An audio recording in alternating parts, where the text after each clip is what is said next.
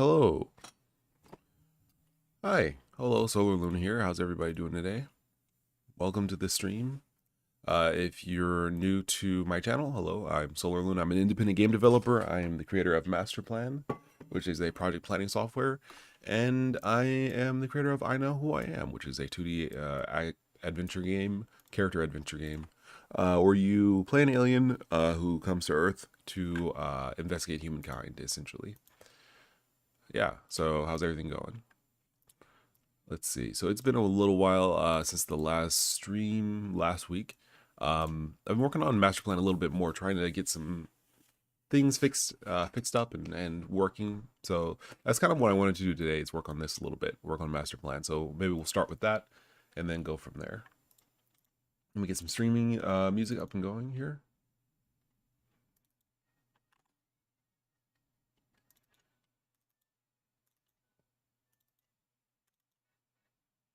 Yeah, this kind of works. Okay. All right, so something that I'm working on is a fix for this issue where subpages aren't being loaded correctly. And I believe the issue, or the reason why that's happening, is because basically when I save the subpage information, it's saving the index of the subpage rather than the ID of the subpage, which means that it's not working properly, I believe.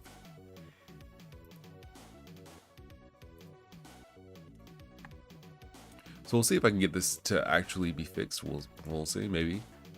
Let's see. That's what I was working on. Okay.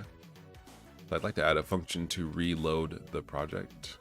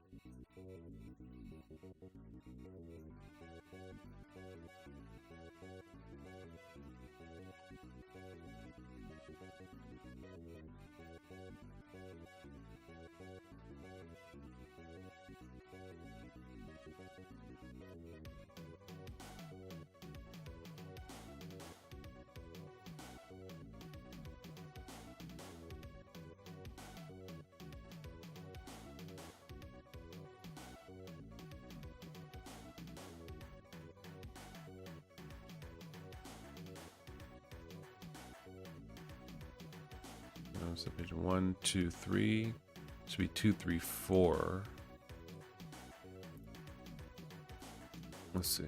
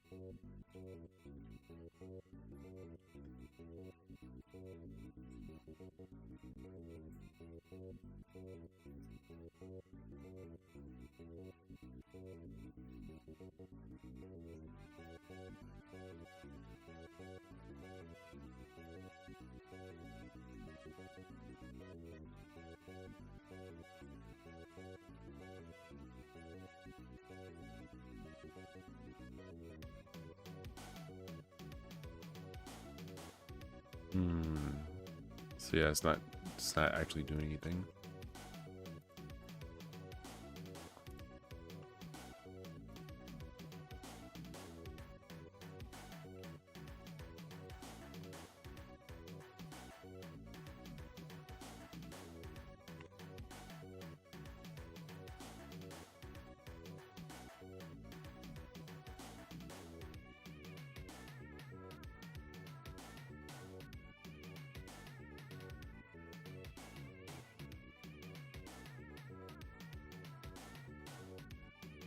Yeah, it should be here. Okay. Okay, so this should be the case. Subpage.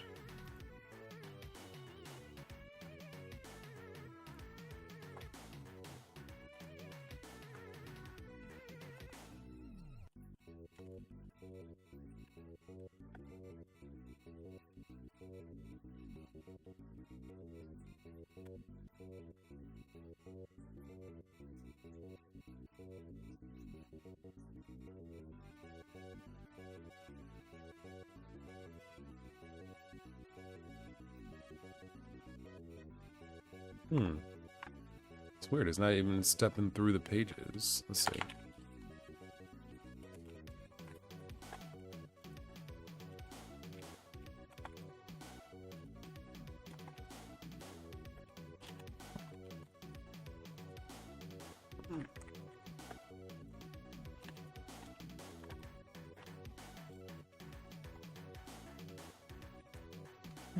Let's see.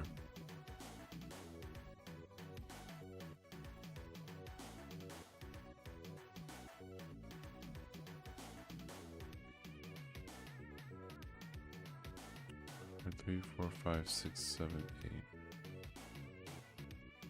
Oh, whoops! My bad. I completely I was thinking that I only have to check the other pages. I have to check the first page because they can have sub pages. My bad. Good morning, Carl Otto. Welcome to the stream. Welcome to the stream.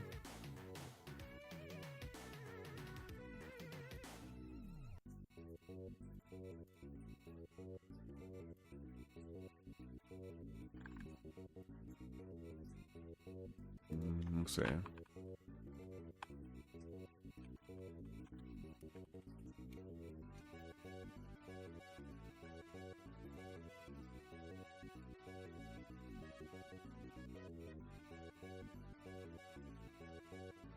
Okay, let's see. Reassigned 4.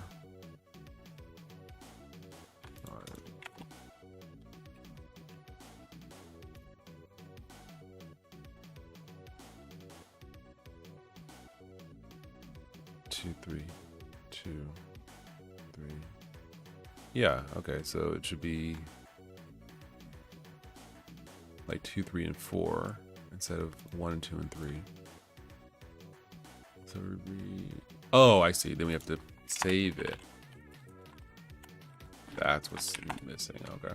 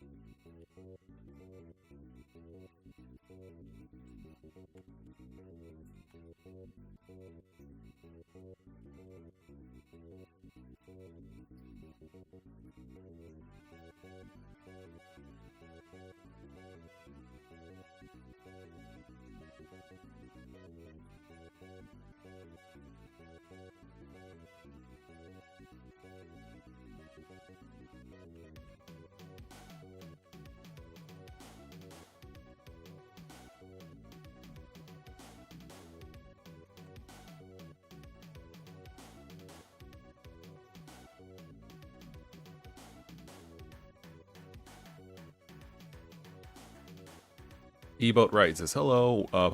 Just popped in to say hi. Hello, welcome to the stream. Or thanks for popping in and saying hello. Well appreciated.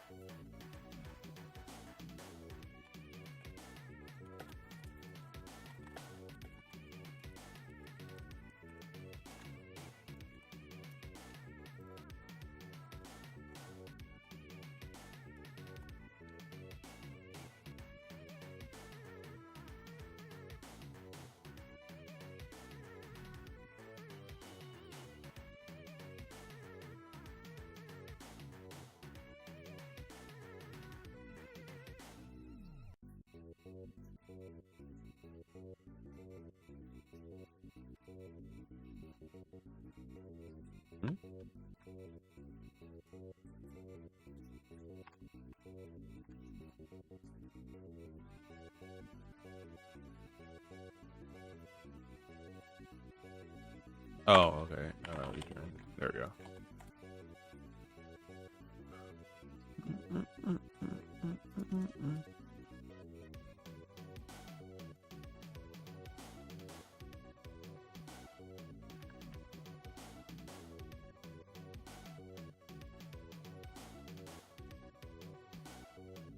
Right.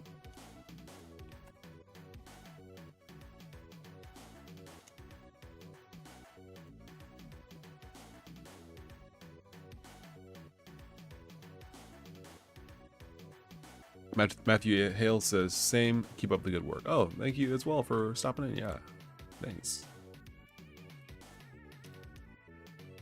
Excellent. Okay, cool.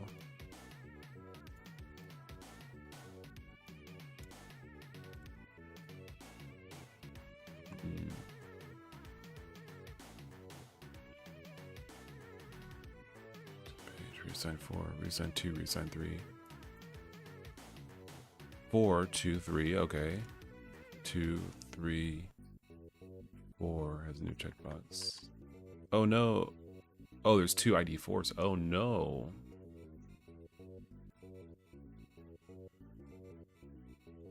Hmm? Was that ours that we found?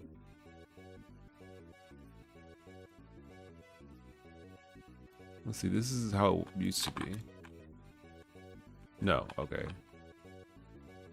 Alright, so let's say we had this situation. Close that setting. Oh no, that's not what I meant to do. I need to actually keep this over here. Alright, so we have this plan.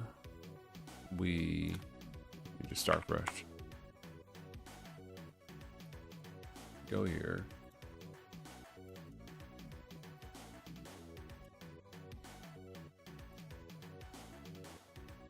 Alright, so now you have 0, 1, 2. It's pointing to 4, 3, 2, and 3.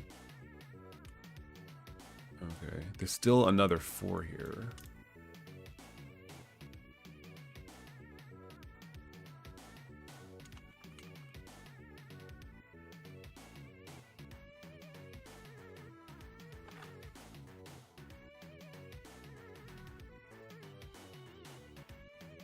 Okay, here's what we're gonna do.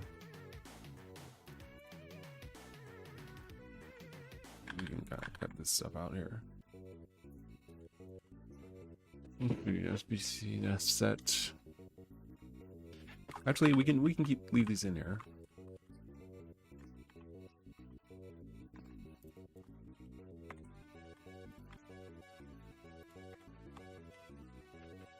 What we want to do though is we want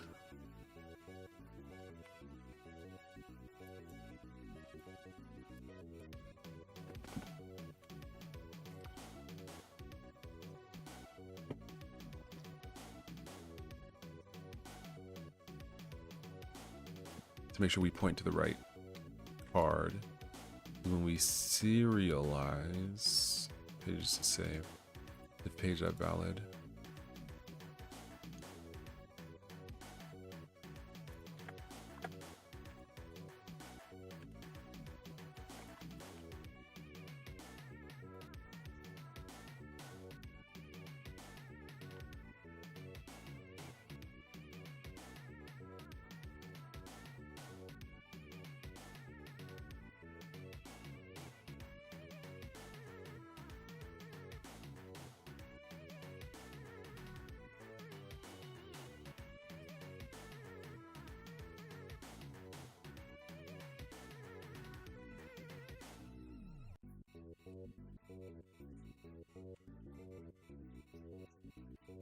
Okay, so something like this should help.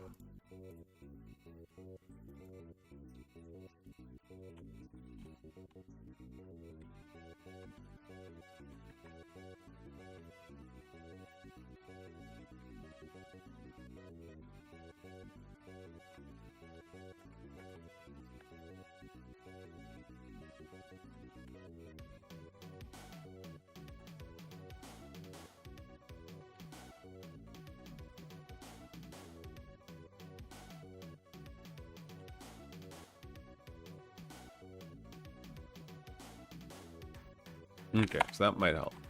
So let's try this again.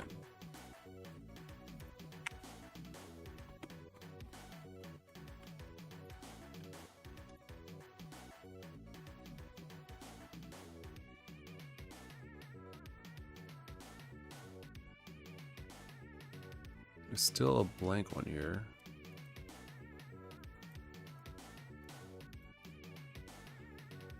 But it didn't save cards at all. Pages just save per page.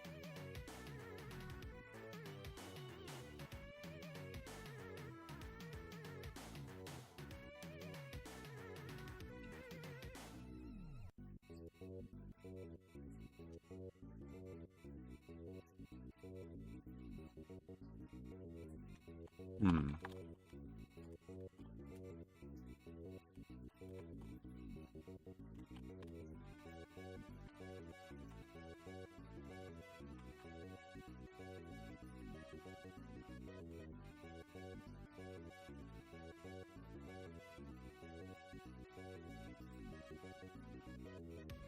2, 3, 4, 4. Why does it say 4 if the... Ah, okay.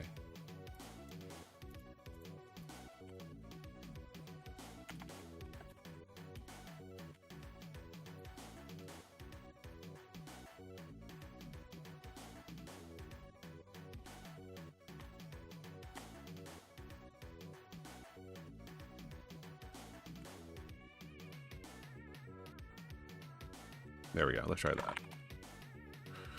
This might work a little better.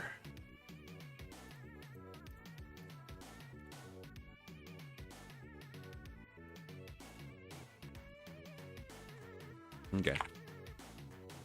So this is an example of a project that is broken because we're pointing to subpage 1, 2, and 3 when we should be pointing to 2, 3, and 4, as can be seen here, which is good. So this is a problem. So we load it. This isn't pointing to the right subpage. This is pointing to the wrong, like they're out of order essentially. So if we go to View Tools, Fix Broken Subpages, then we should be able to fix broken subpages. It should reassign everything. There should be no extra like project, extra board or anything here. We should be good. All right, it looks like it's reassigned. It looks like it's correct. 4, 3, and 2, and this is 3, 2, 4. Yeah, 4, 2, 3. Okay. I think we're good. And then you can also flatten your project, which kicks all of the contents of the subpages out into the main board, which is cool. Nice. You also have list.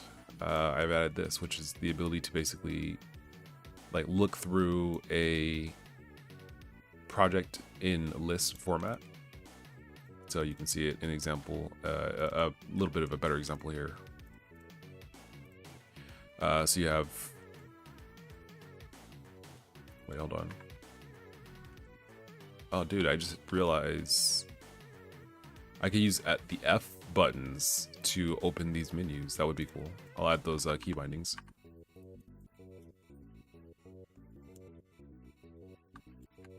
Yeah, that would be cool.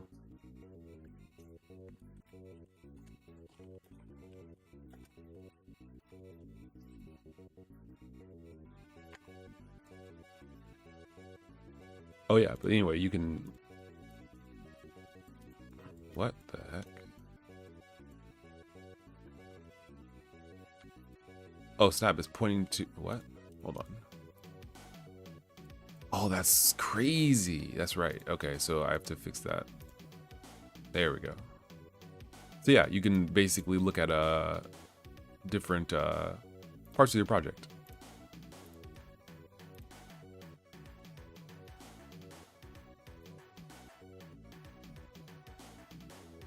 And it's organized by section. Cool.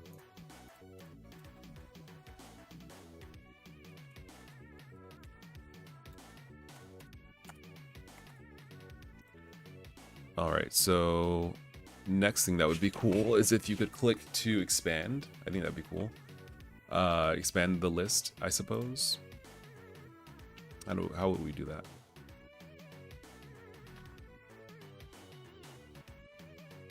There's a couple things I'd like to do, actually. Let's see.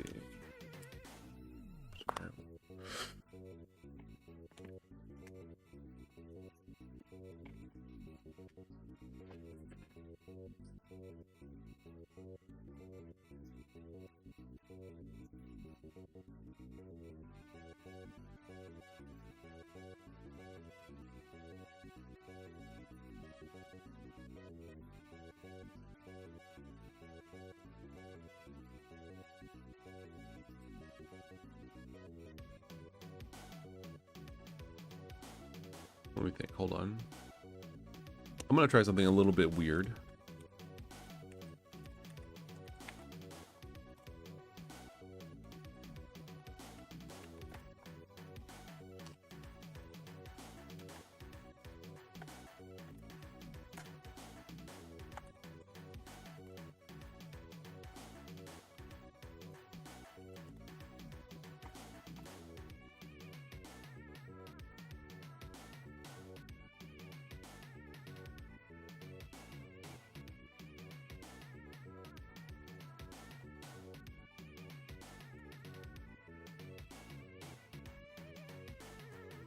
I wonder if this will work. This is a really weird kind of thing. I'm not sure if it will.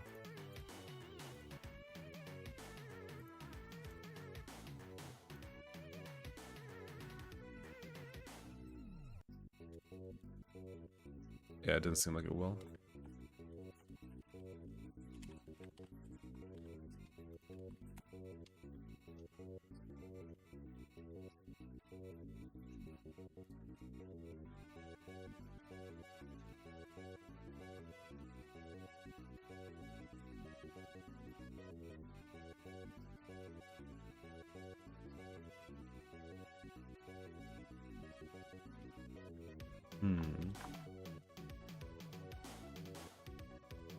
Expanded.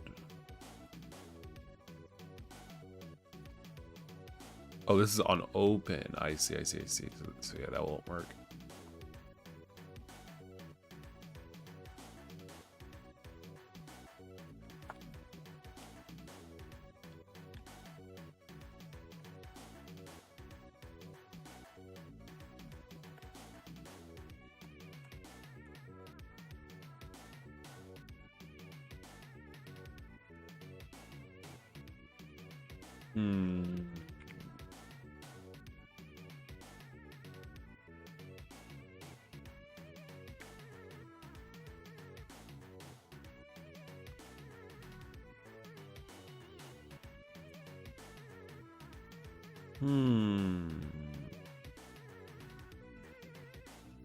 All right, so what I'm gonna do is I'm gonna change this around a little bit, I think.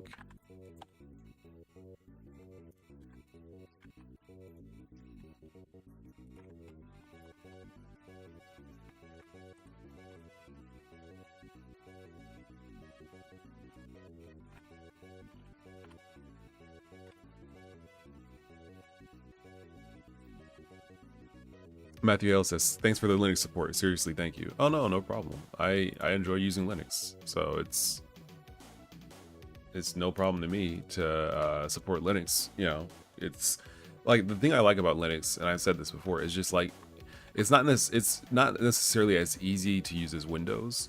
Like it definitely doesn't always feel comfortable. It definitely always has, doesn't always have the ease of use or this, simplicity of Windows or Mac for that matter. But it always feels like you're on kind of like the cutting edge of desktop operating systems. Like it always looks and feels, not always, but it is easy to look and feel like you are always up to date in terms of your operating system. Whereas Windows kind of feels like it's stable, right? But it also kind of feels like it's kind of old.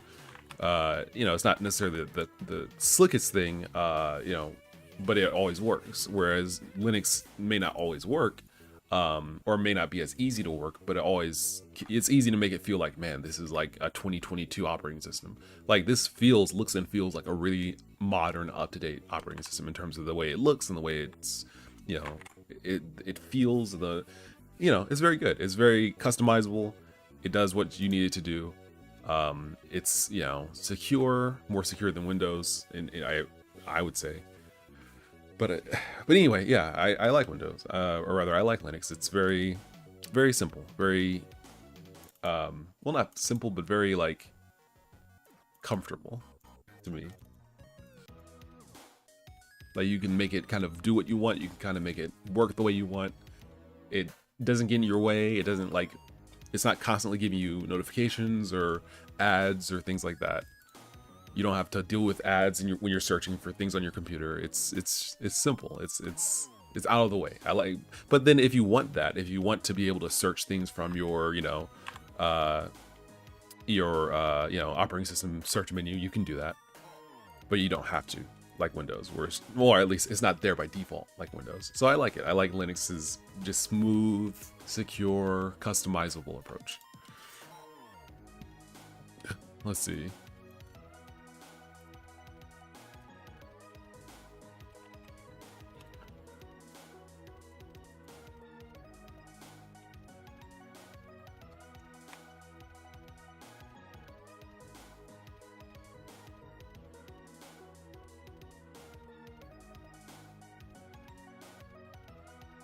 All right, so the idea here is that basically whenever we make, destroy, or I guess we can do this. We can do this in a couple places. But I guess we'll do it here in card. Receive message.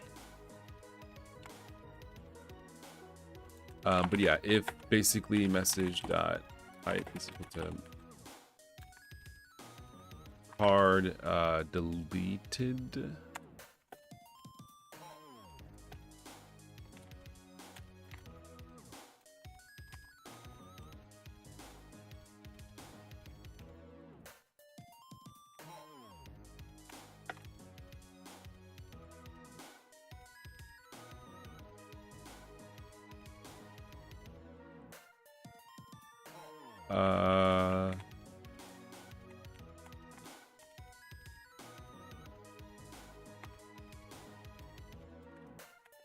So yeah, basically this is the idea. Whenever anything changes our project in an appreciable way, if there's a new card, if there's a deleted card, if the contents of a card get switched, if the project finishes loading, then we have to rebuild the list. Well, actually, we don't have to do this here. We can do this in project when we load.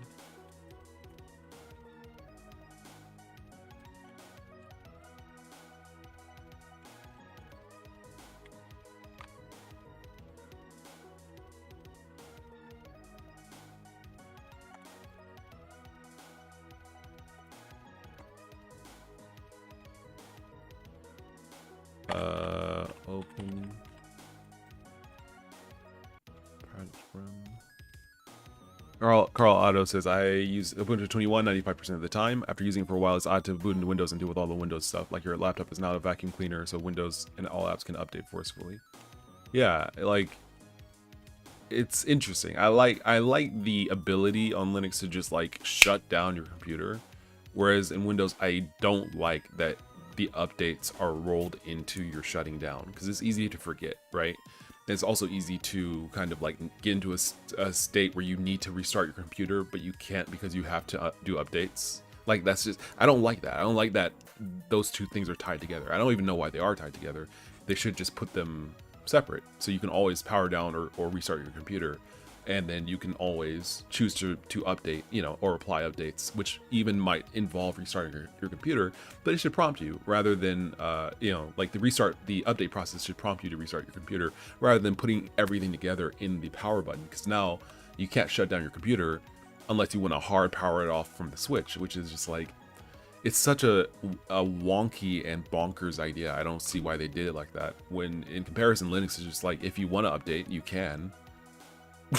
And that's just it. It's just like, if you want to update your computer, you can, and we would suggest it. But if you don't want to, you don't have to. and you can do it at your own leisure, and you can restart your computer, you know, after we're done with all the updates. And that's the thing that's kind of crazy too, is Linux, if you need to do a restart, you only have to restart once. Whereas Windows, I guess it's incremental. Like if it's like each update is an incremental update. So it's like you update, like if you do updates on Windows, it might have to, you might only do, like if you have like 5 updates, you might do 2 of them, need to restart, do 1 more, need to restart, and then like do the last 2 or something like that. Like I've had situations where you have to restart multiple times with Windows, whereas with Linux, it's like you just update once. And you can see it's updating like an insane amount of, you know, content, where it's just like, you know, Firefox and Chrome and, you know, Python and Golang, and, you know, all this stuff is getting updated, VS Code and, you know, Image Magic, and, you know, all of these things, and then it just restarts. Well, you don't even have to restart, but it might be like, hey, you might want to restart once, like if it's a kernel update. It's just, it's weird. It's like, how is Linux so just like smooth, and Windows is like, okay, we're gonna have to restart multiple times, and you cannot restart your computer without updating. It's just, I don't know. It's interesting that, like, I guess that's the thing, is like it's a trade-off, right? Like the usability of Windows is higher than Linux, but the system, like, trust, the level of trust that the system gives you as a user is higher in Linux. So like it's easier to do stuff in Windows, you know, or at least things tend to just work because just that's where companies, you know, focus their attention on their user base. But on Linux, it's like, you know, you want to update, do it when you're ready. Okay, you should probably restart. When you restart is up to you. If you want to, you know, do an update, we'll let you know that you can, but you don't have to do it right now, and you can always restart your computer without updating. It's just like it's crazy how just like out of your way it feels like Linux is. Like Linux is just kind of like, you do what you do, we'll do what we do. We're good. Carl says, my Linux server just uses live patch, so it doesn't reboot for kernel upgrades. Oh, that's crazy. I've never heard of that. I don't know if I would want to use it on a home computer, just because I don't know the ramifications of using live patch on a home computer. You know, I don't mind restarting my computer for kernel upgrades. It doesn't happen that often, but it, you know, it's good to kind of like know, like, oh, it just did a kernel upgrade, and just kind of file that away in the back of your head, rather than, you know, like a server. I could see the utility, because it's just, you're supposed to leave it up. It's always supposed to be up. Whereas for a home computer, it's like, well, I kind of want to know if I need to restart, or if I'm changing kernels, so that if I restart my computer, I can know the graphics card drivers are correctly, you know, I'm using the right drivers for the kernel, that kind of stuff. Okay, so right, so we need to do this when we load. Is this it? Are we loading here? Yes. So here we want to go to globals, rebuild, list, through, save, go back to main, and then we destroy, and then we go from there. This might work, we'll see.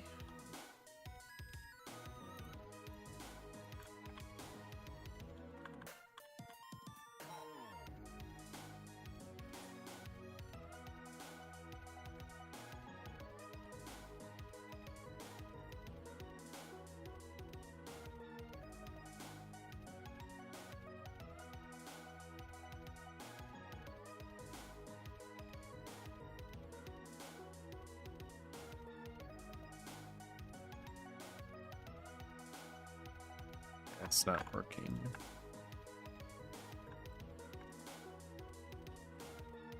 Container.onUpdate. Container.update.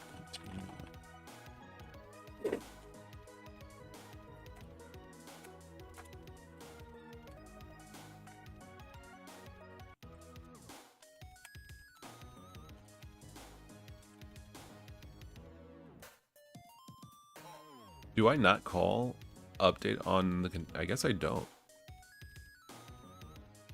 I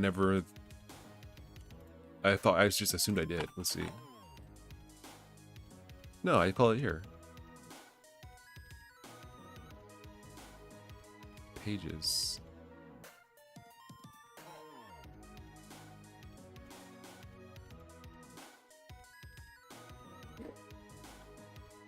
On update is going to not know. Fez Pazarino says, "Sup, Solar, how's it going?" It's going well. Thank you very much for asking. I'm doing okay. I'm working on Master Plan right now. And then maybe at like 11, I'll start working on I Know Who I Am some more. Get some more of the title, well, get the title screen working. Fez Pazarino, rather, Carl says, I think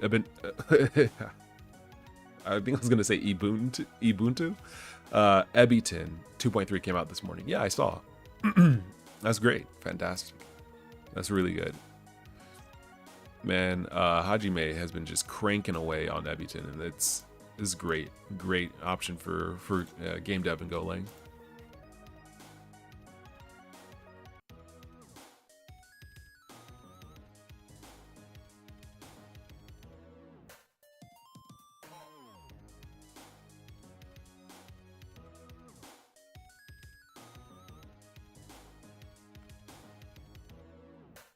No, that's not useful. Well, maybe I can. Let's see.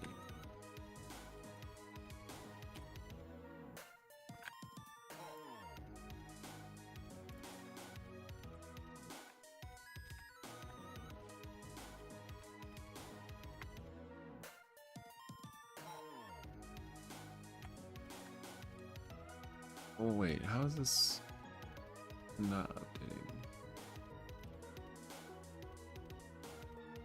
If it's opened, then it should be updating.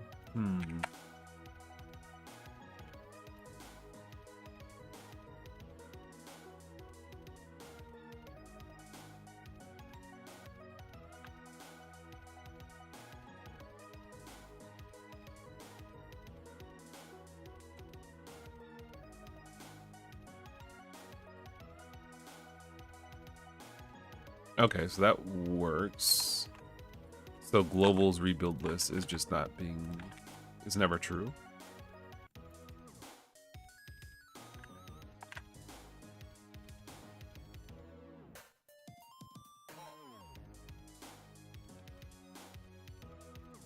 Card deleted, card restored. Oh, I guess card created would also. That's true. Okay. So I guess we'll do this.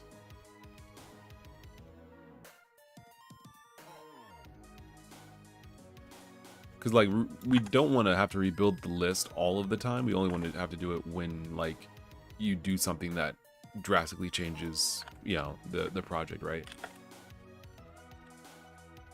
So I guess we'll do this.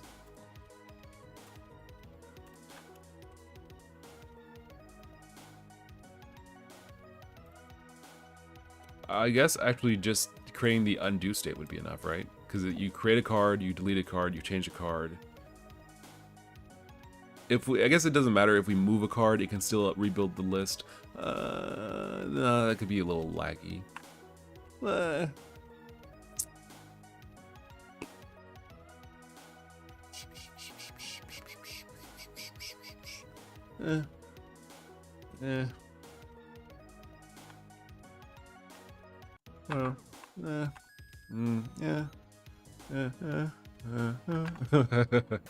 All right, let's see. Okay, so this does work. All right, cool.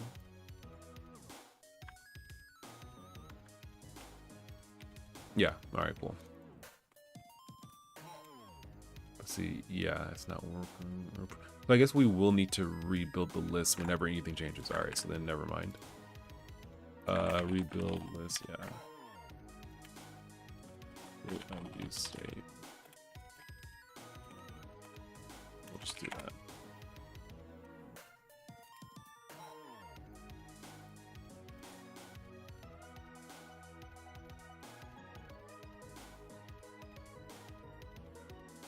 Okay, so here.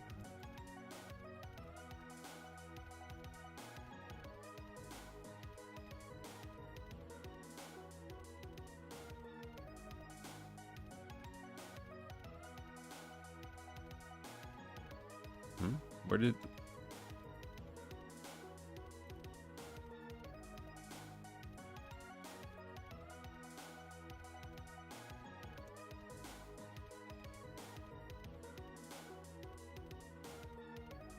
Yeah, this is gonna be too slow. Okay, so here's what we're gonna do. It's gonna be too slow. I can't just put this in a go routine either. Also, how's our... Okay. Oh, I kind of thought that this would be a memory leak. Okay, well, that's good. Cool. So it's not memory leaking, but it's definitely not gonna be able to run like this. This is way too slow. And we can't just put it into a go routine. I mean, we could put in a go routine, but we can't read the go routine. Can we? Like, if we put this in a go routine, we might be writing data as we're reading from it, which is unacceptable, isn't it?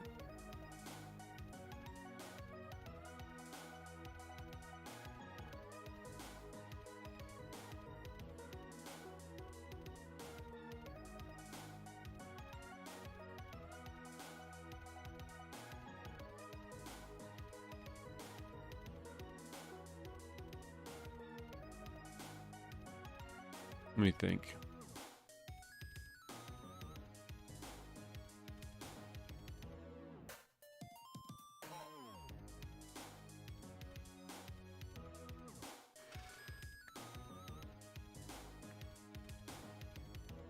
A mutex can prevent that, yeah. But even then, even if we were reading the state of the board using a go routine, the slow part isn't from the process of reading this data. It's from creating these text objects. Because whenever we move a card, we have to change it or whenever we like change a card, we have to recreate this. So I think the right way to do it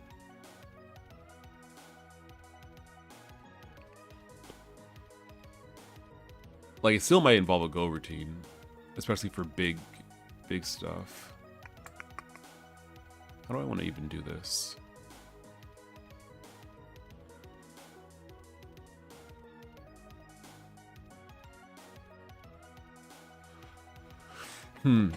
There's a couple ways we could do this. One way is that instead of updating this every frame,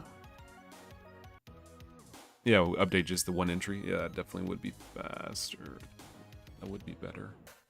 How would we... Okay.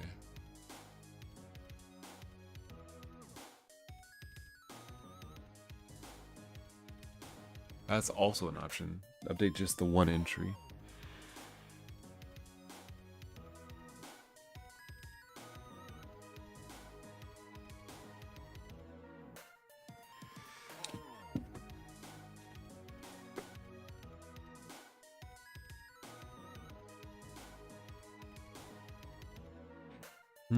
That's an idea. I'm not sure.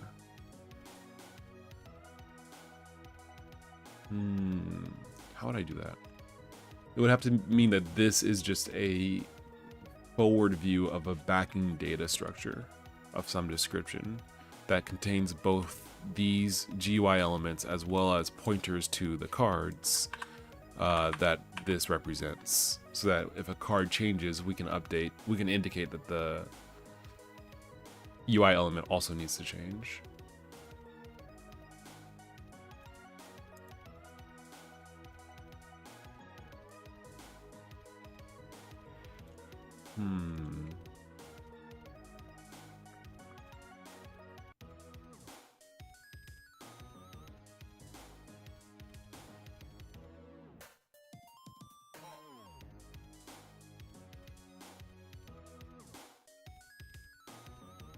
That's way too slow. We can't leave it like this.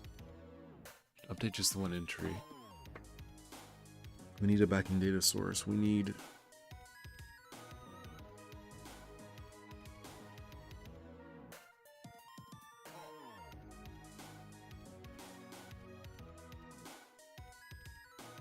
We need different music. Should only update if the info on the list changes too.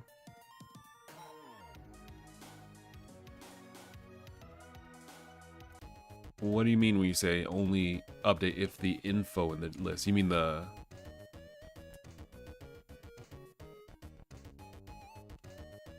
I'm not sure what you mean.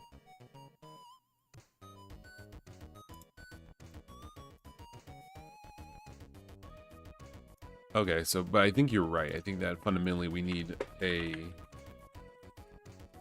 structure of some description that basically describes the list, and then we only update the visual list as necessary to match the contents of the data structure.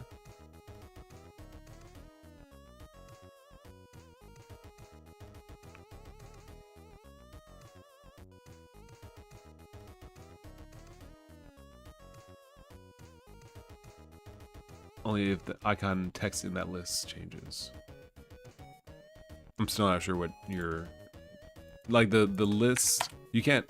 When the list is just a visualization, you know, of the board. So like when you click on an option in the... on the list, it takes you to the card that it corresponds to. Changing the card changes the list. Like the list doesn't have any power on its own. It's just allowing you to see what you're looking at, what's already on your board. I'm not sure if I'm misunderstanding what you're describing.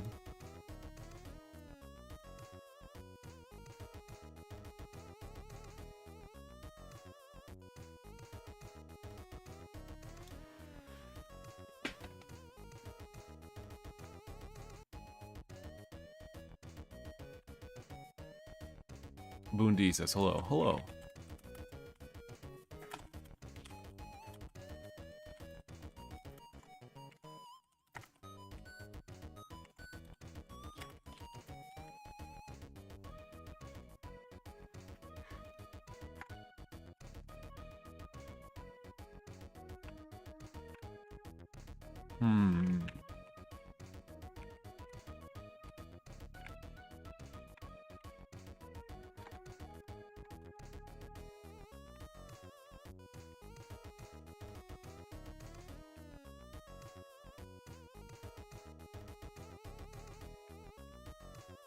That doesn't work. Let's see.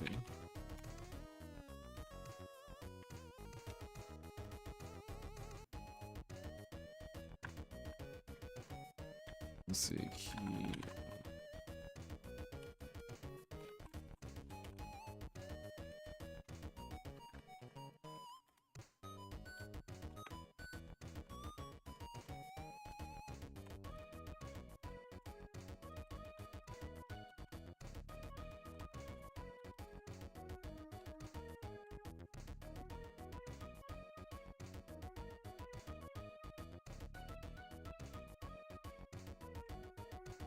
I see, I see.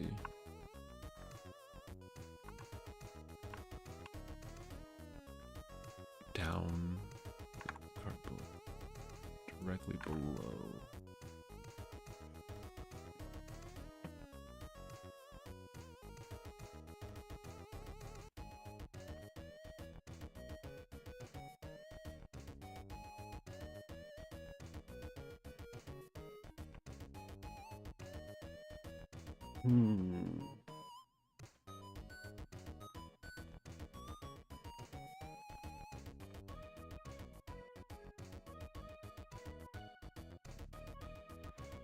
Okay, I have to rethink that.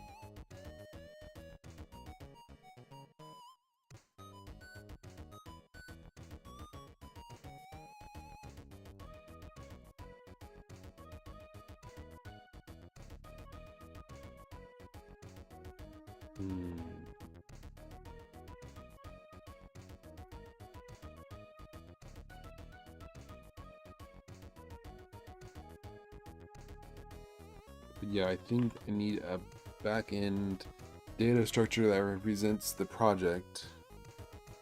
Put stuff, and by stuff, I mean characters, right?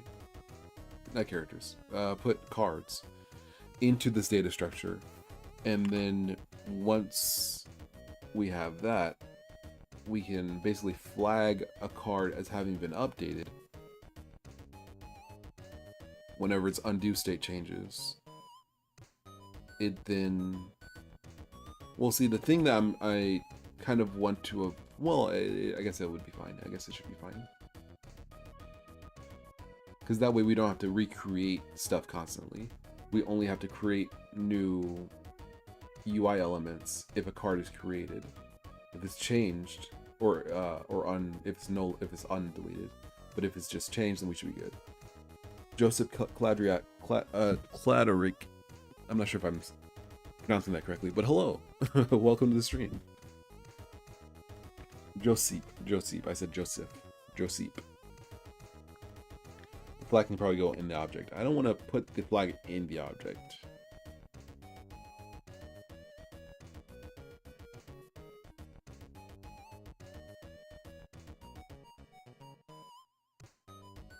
Because then we'd have to...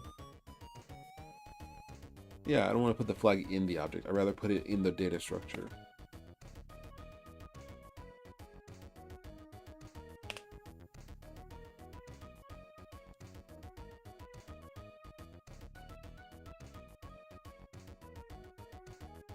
Okay. I think I'm on the right track. I think that should work. Let's give it a shot. See if we can get it to work properly. Joseph is fine, don't worry about it. How about a quick recap for us that can't often watch? Sure. So what I'm working on is a new feature for Master Plan, which is a project planning software that I made for basically indie game development or other similar, you know, graphical visual things.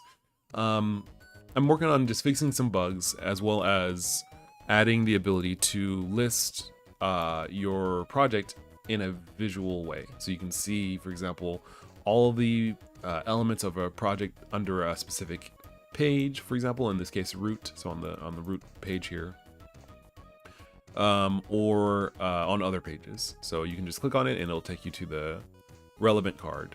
So that's, you know, useful if you have a lot of pages or a lot of content. You can basically sort through it more easily in a kind of like a hierarchy here. You'll be able to filter it out by card type. You'll be able to search maybe by name. I'm not sure about that. Maybe it feels like that's the same thing as just searching like this. So I'm not sure which of the two I'll adopt, but definitely sorting by like alphabetically as well as sorting by type would be implemented.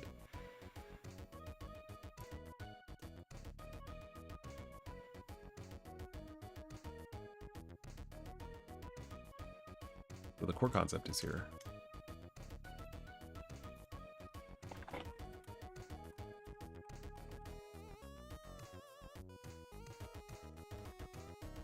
So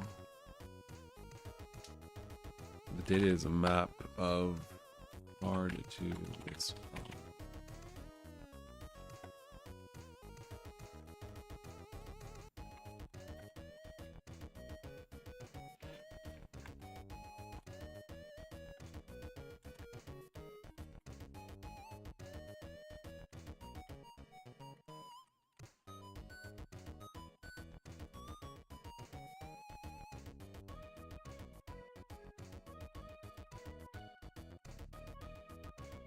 Okay, so this is the core concept here.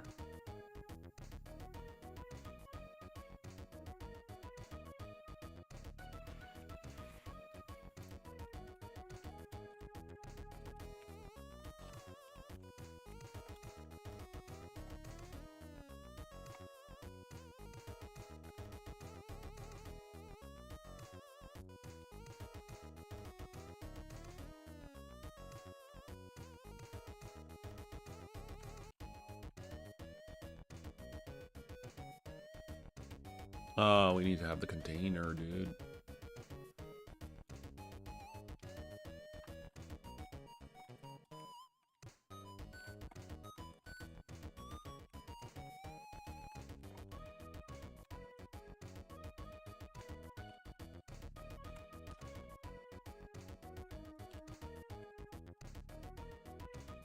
Okay, so something like this should kind of get us there. Then globals, update, rebuild list. That is no longer the case. Instead, we have the list itself.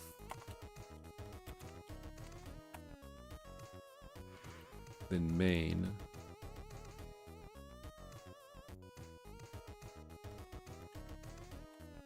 It's globals.list, new list.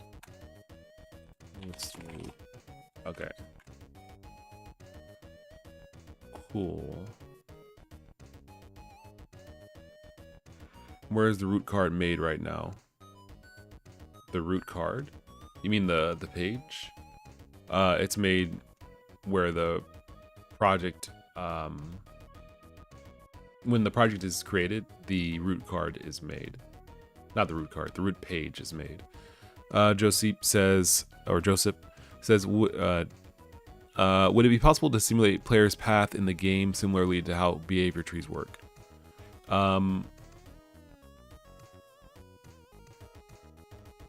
No. Okay, you mean like, is it possible to like have moving elements? Nah, it's not. That might be a cool feature though. That's something that's game dev specific that I haven't really. I have some things that are kind of like useful for game development, but nothing in terms of game logic, or simulating like movement, simulating you know, bouncing, anything like that. I don't have that, so that might be interesting to add. Yeah, I'll see if I can add some sort of ball object that allows you to move.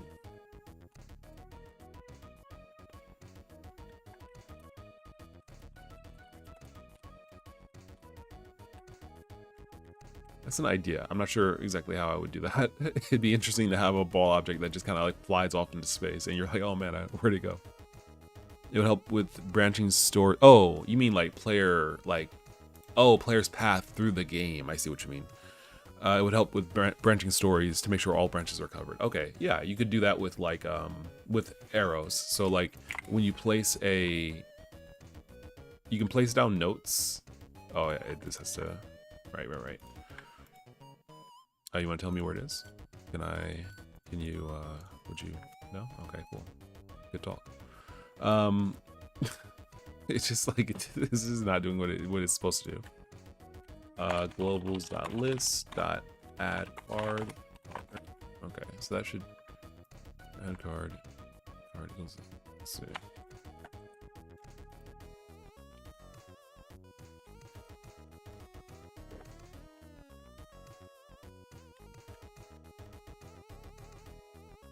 Okay, so if it doesn't exist, then we do this.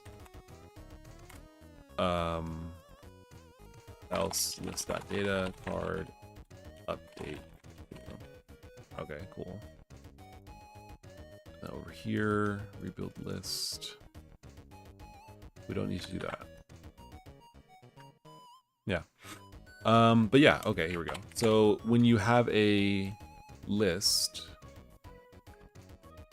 or oh, we have to map this bill.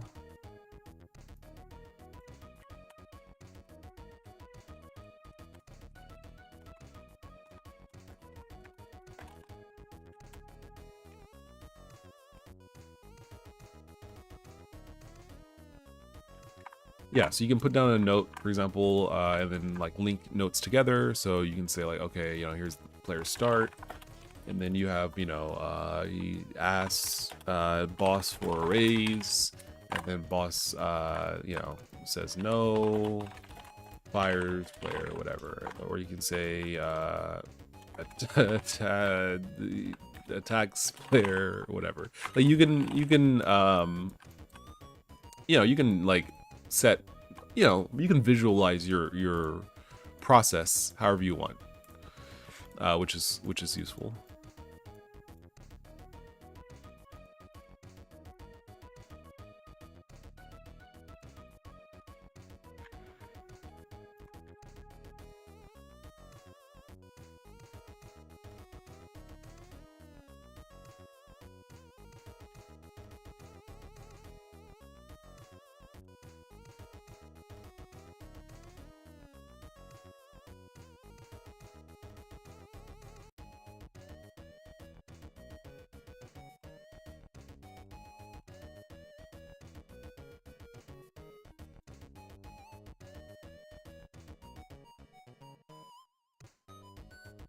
Yeah, so you have options in terms of like, you know,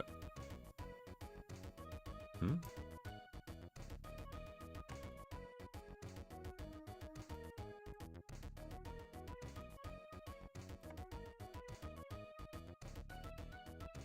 That's weird. What happened to this inability? I can't resize. Joseph says, amazing tool. Thanks for making it. I'm following your stuff since BGMC. Oh wow. Yeah, it's been a while since I participated in that. That was a lot of fun. It used to be that you could resize multiple cards at the same time. What happened to that?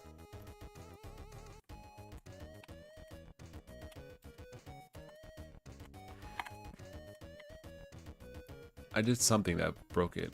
Where did I do that?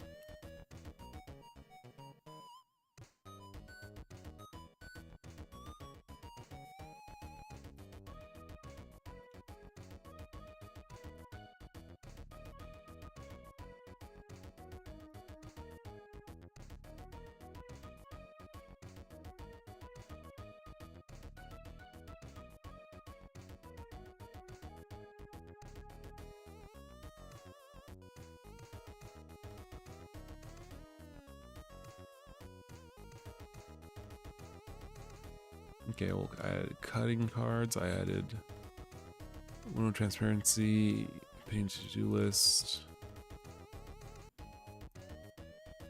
fix link cards, customers.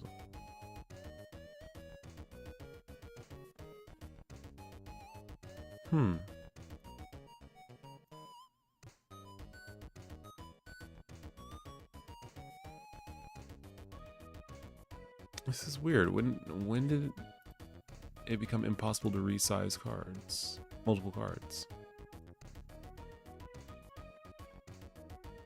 Oh, is it a key? It's a key. Oh, it's a key thing. It's multiple keys. I forgot about that. You have to hold shift to resize multiple cards. Okay, that's right. That's right. Because otherwise, it would be hard to grab multiple cards. Now that makes sense. I forgot I implemented that. That's good. Okay. All right. So, right. Yeah. List. It's already 11. And today's gonna be a little bit shorter because I've been like running long in the on stream, and that's just made things a little bit harder for the rest of the day. It's a little packed, so I'm gonna be a little shorter on this side of things, and then hopefully that kind of makes it a little easier moving forward. All right, let's see. So we're reloading menu GUI main. Okay, so creating a list.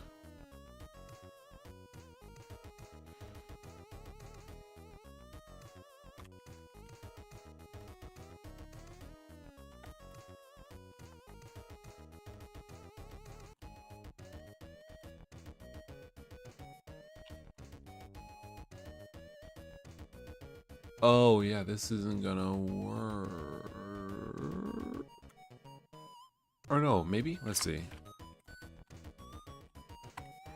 Annicator says, howdy, howdy, hello. Welcome to the stream. It's good to have you.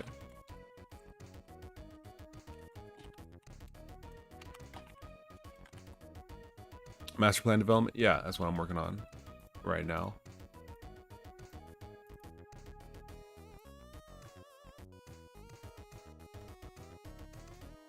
Six.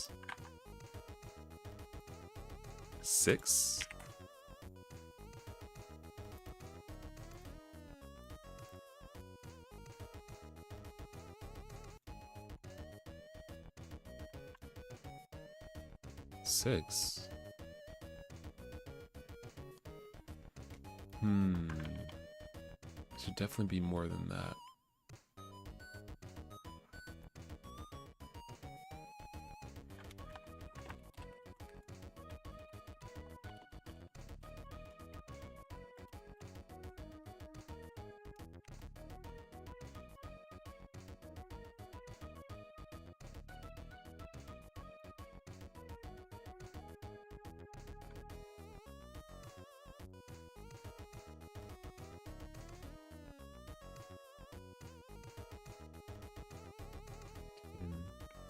What?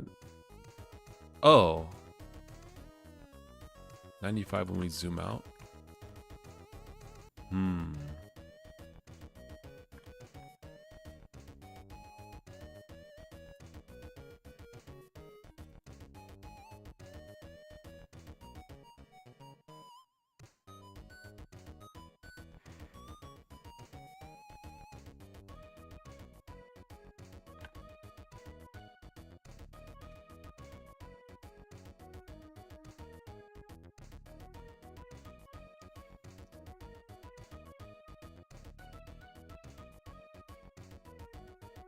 Oh, because it's in draw contents. I was like, why is this happening here? Okay.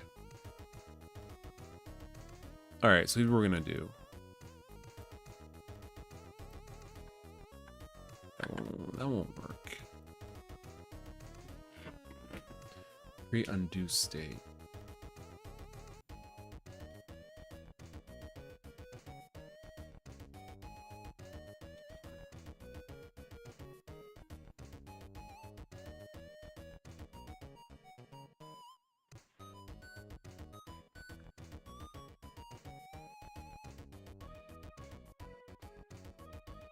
All right, what we'll do, because I can't think of a better way to do this, we'll do it this way.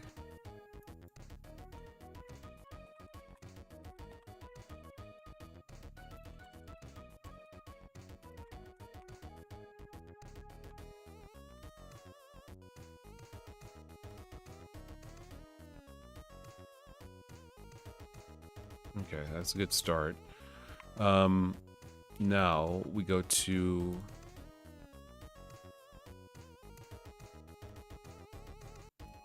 here. Let me close the others. These other ones. So now we're gonna crib this.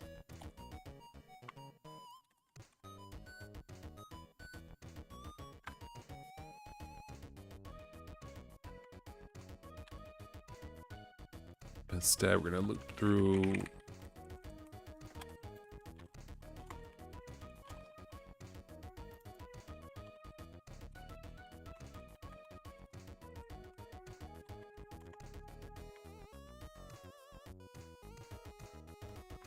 oh no, that won't work, will it?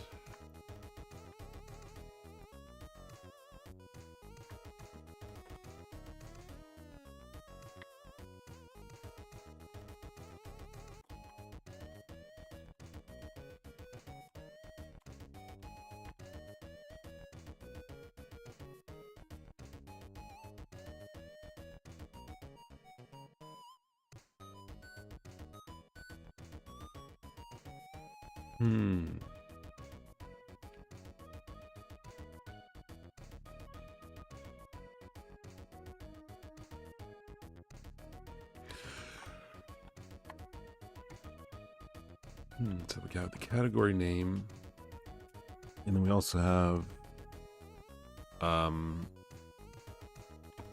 this here.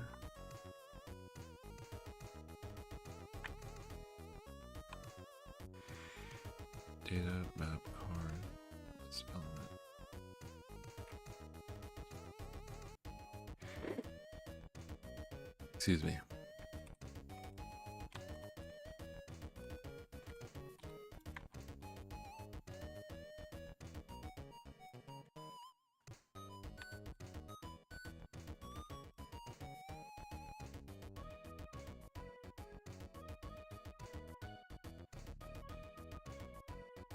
I guess really this could just be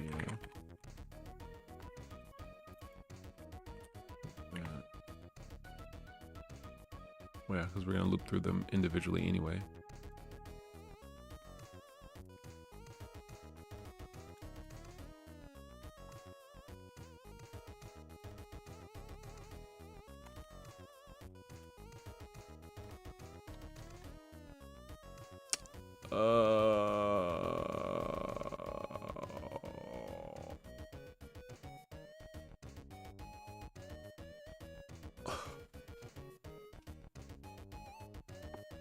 All right, so I'm a little lost in the sauce here.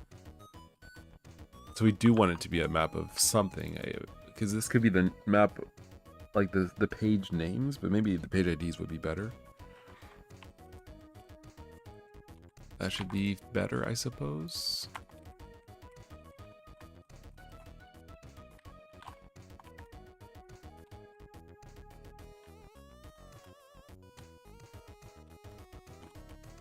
Like this. Whoops.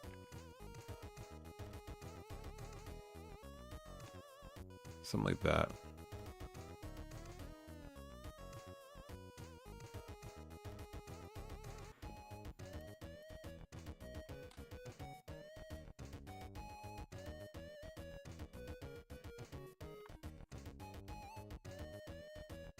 What's that container? A line left.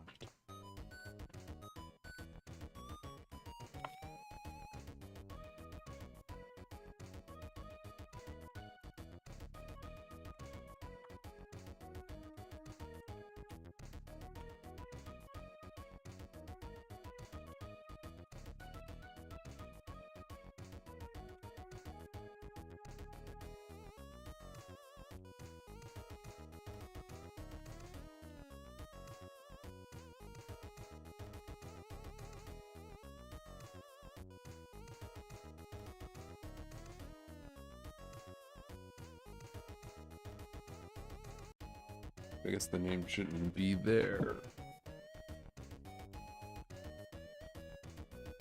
Because the name could change.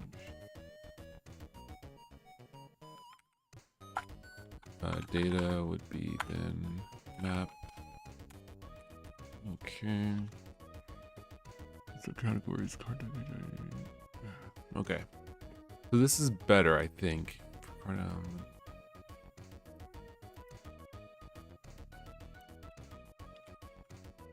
All right, so here's where we're at.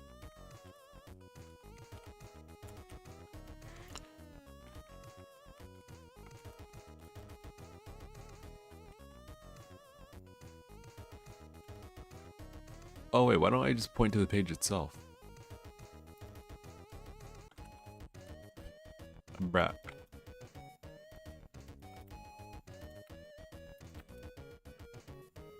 Far better. Okay, so now we have a page, or wait, still a category, but okay, we have a page and then we have a category. Okay, so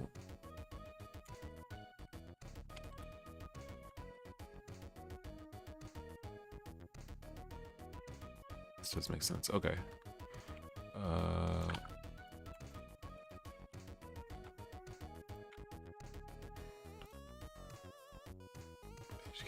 Category is this. Expanded pool. Expanded true. Okay. So now we say category dot expanded. Okay. Category dot expanded.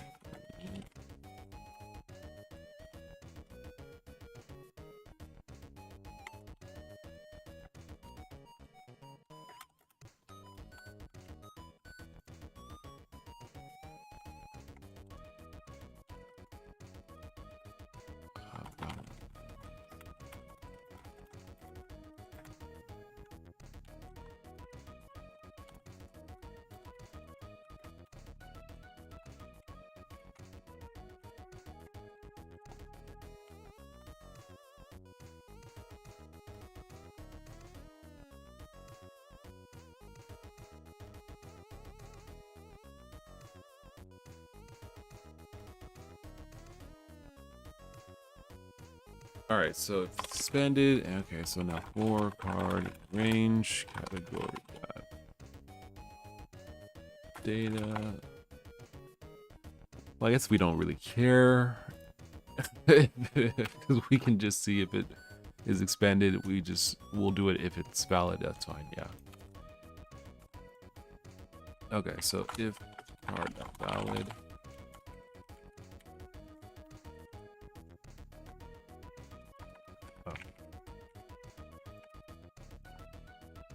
Okay.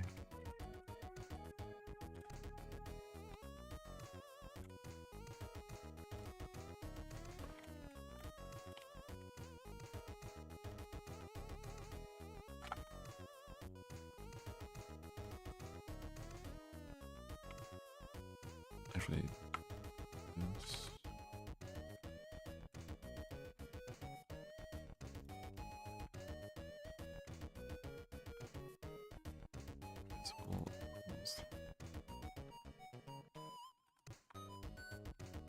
Edited.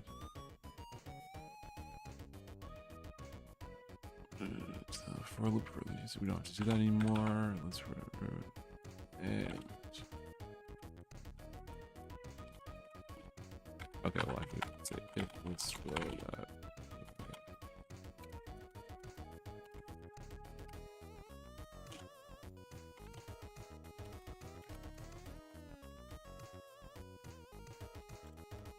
Okay.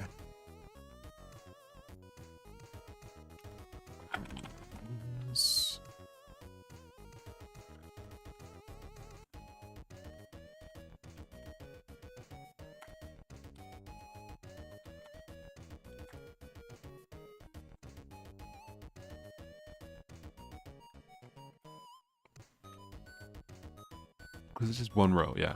Okay, so rows. Okay, so row.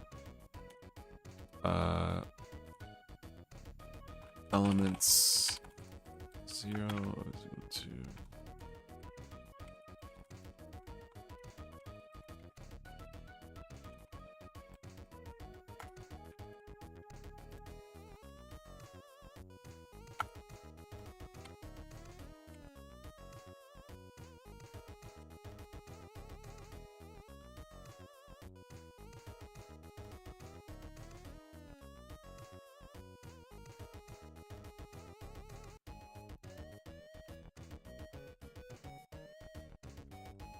Okay, so that's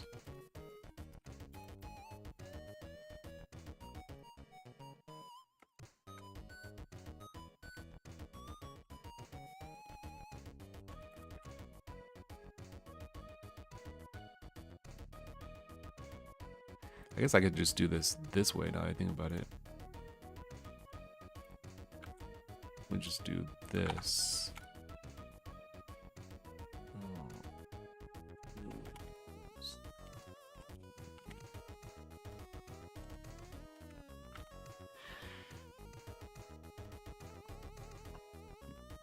Add button.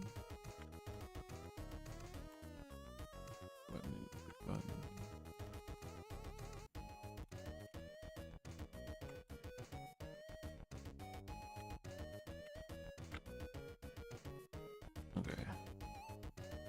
Add a button. Focus on the card.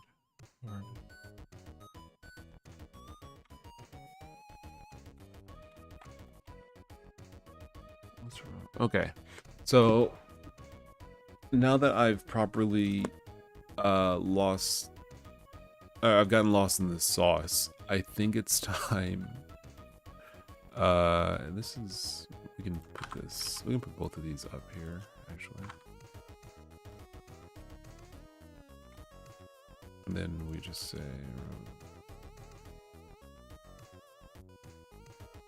all right, so now icon is row dot elements icon image.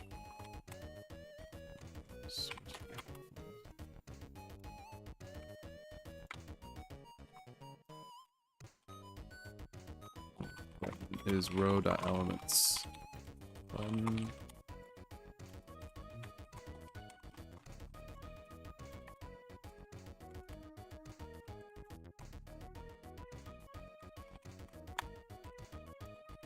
All right, so something like this might work. Emphasis on might. It crashed. That's good. Let's see. Main. Okay. Credit card. All right, so we got almost all the way down to the bottom. Icon. Row dot add icon. Row dot add.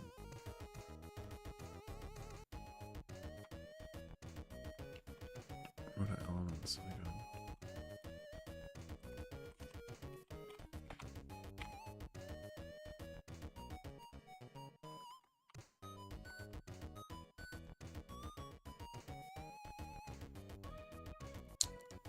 Map a massive number.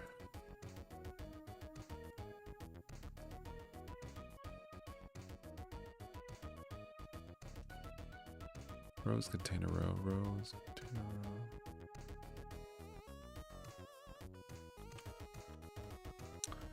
Oh, whoops. I'm adding it here. I should be adding it to list row.ui. Here.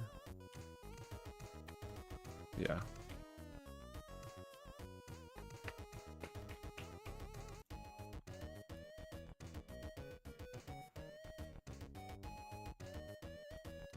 That didn't fix anything. List rows, right.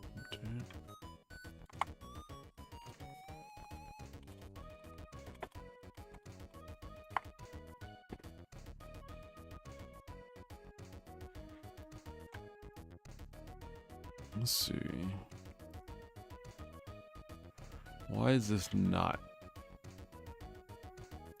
Let's see. Row is.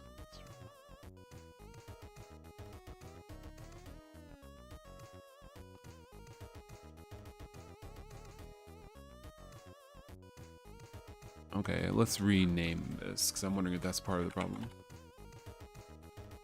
Oh, let's name it instead of row. We'll call it list.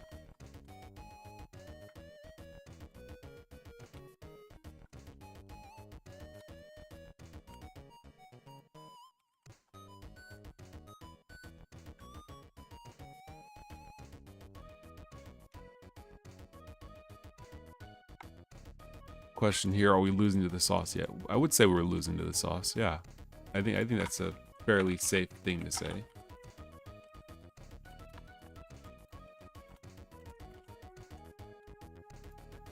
Like I personally feel like I'm losing to the sauce. Why, yes.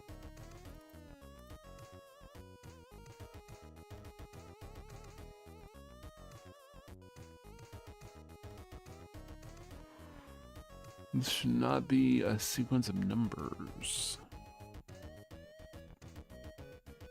Let's row down elements.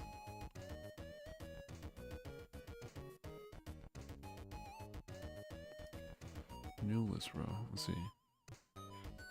Zadek says, "Hello. I assume you didn't go on with Godot for 3D then, right?" No. I was going to, but then I was like, well, if I'm going to start a project from scratch, I might as well just work on I Know Who I Am again. So I'm back to working on that until it's done. Right now I'm working on master plan, but yeah, I'm gonna work on I Know Who I Am, finish that, maybe then go back to It Breeds Fear. I mean, if I'm gonna start from scratch, there's no reason to start from scratch with It Breeds Fear specifically. So it's like, especially right after I Know Who I Am. I could, but it's not like critical. But maybe I could because it would be a relatively small game. And that would be good for me to get some, to kind of like, rethink how I'm going to do, for example, translating text, animations and cutscenes, stuff like that. So I have to think about it.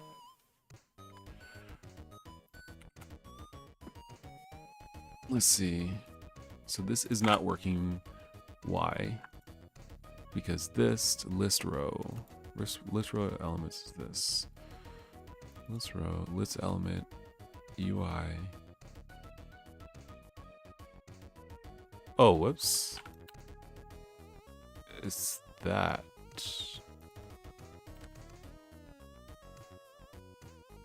Oh, because it's already a thing. My bad, my bad.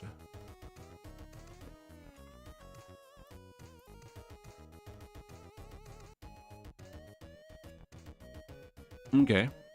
So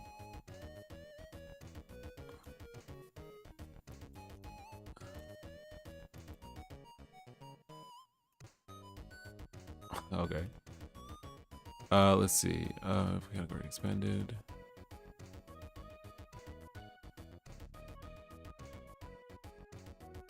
Oh, whoops. Yeah, we only need to do this once.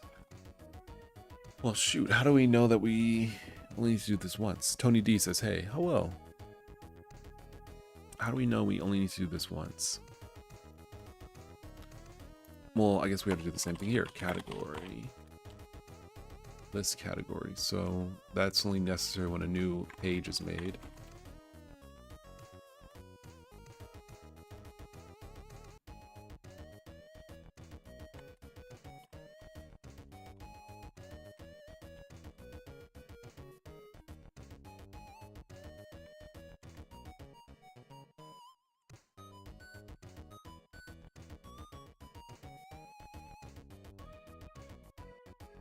What is this? This page.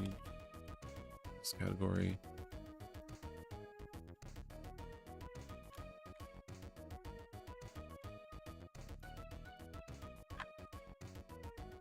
Okay.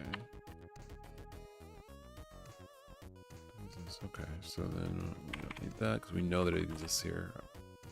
All right, so page, we're adding a new page. Okay, so update.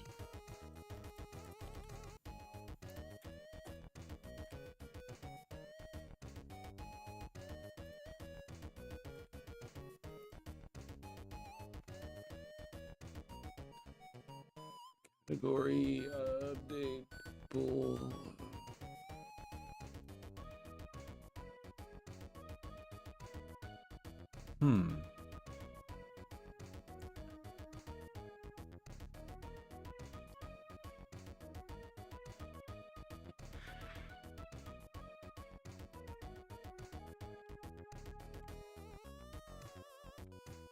We can just do that, and then we can say catalyst.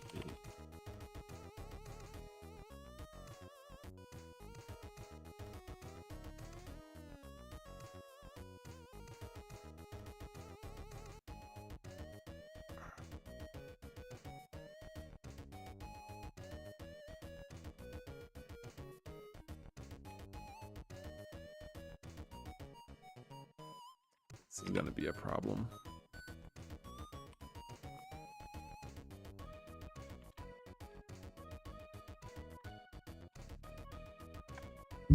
Oops.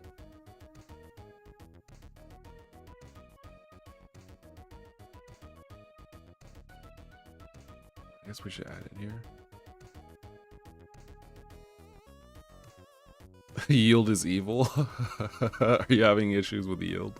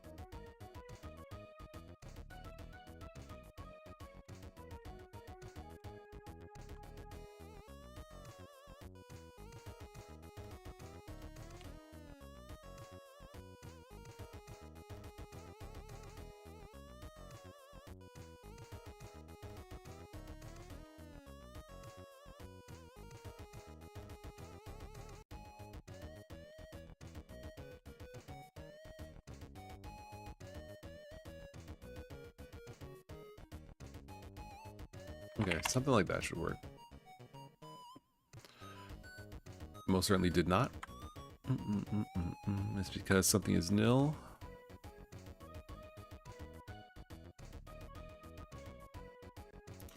Categories.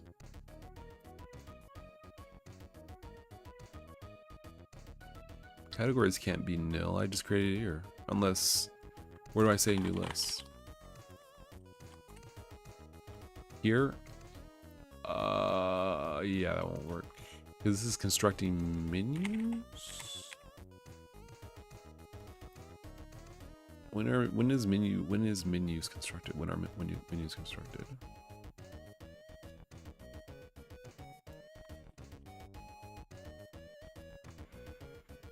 Yeah, okay. So page, we need to construct menus first, I guess. Maybe we're okay. Maybe we're okay to do that. I don't know. All right, well.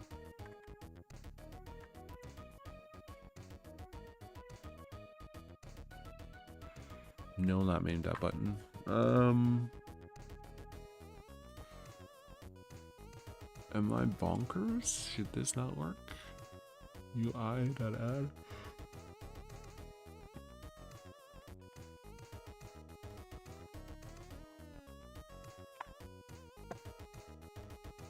Mostly because it has to resume, so if you delete the node it belongs to, it causes an error if it didn't resume. Can't wait for it to be replaced by await. I think Godot's yield is a bit more powerful than that. Oh, it has to resume if you delete the node it belongs to. Cause an error. Can't you use Q node delete? Q delete? Q, like there's one that deletes it at the end of the. Oh, I see. So I see what you mean. So you yield, call Q delete. It deletes the node, but yield doesn't resume. Oh, lordy. Yeah, you have to basically make a variable for deleting nodes after yield comes back. Eh.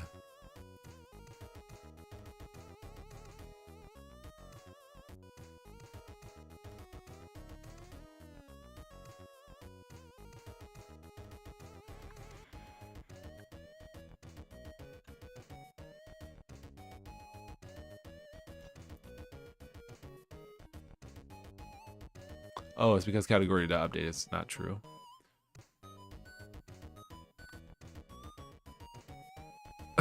Can you tell I'm just like dying? Can you tell I'm dying on the vine?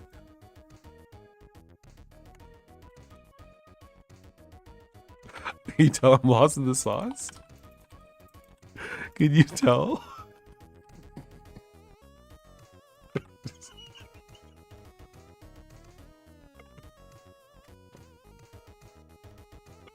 It's like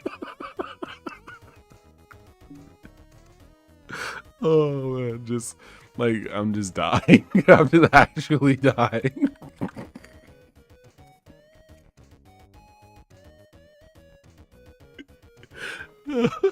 Just a skeleton, just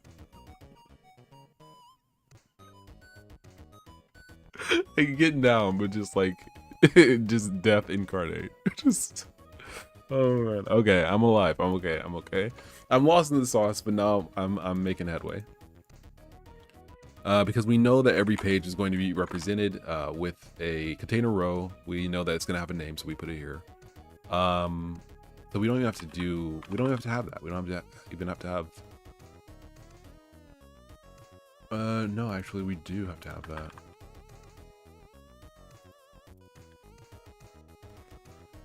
But there's no need to have this. We can just have this. Oops. Metaphysical pain.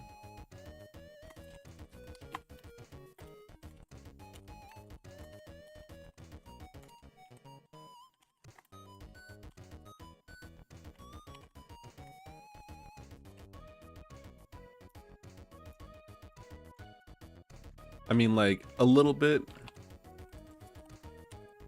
Just a little bit. Not like that much. Like I'm not dying.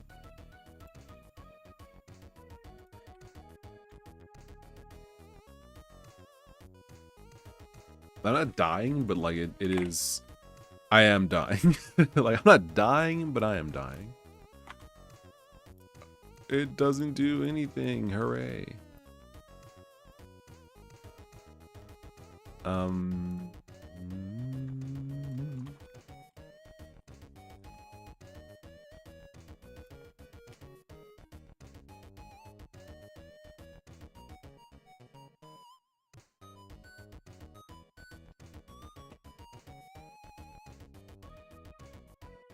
Possibly existential as well. Possibly. Yeah. Let's see. Page. Existential pain.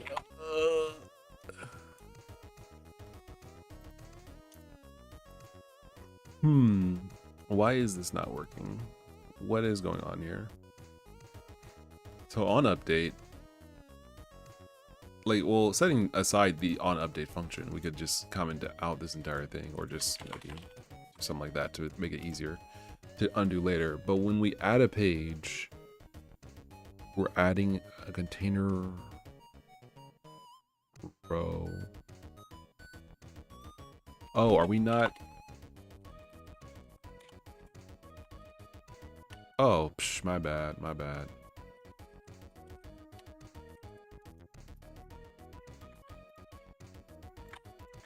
That would work.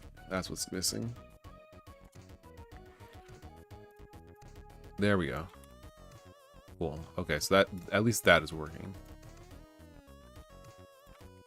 Carl says I have that every morning until I have enough coffee. I don't drink coffee, so you can see why I'm like dying. Okay, so expanded. All right, so we're adding a row. Okay, UI then. All right. Yeah, this needs to be list container, not add row, dude.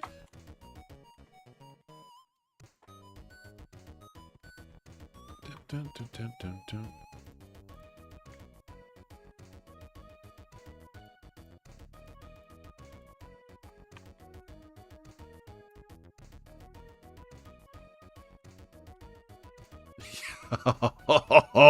Oh, you see this? Oh, that is beautiful, dude.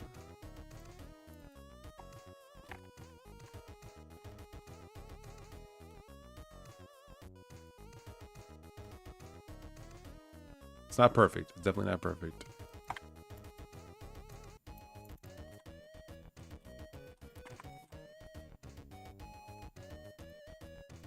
Okay. All right, but this is work. This is not bad. This is not bad. It's kind of working.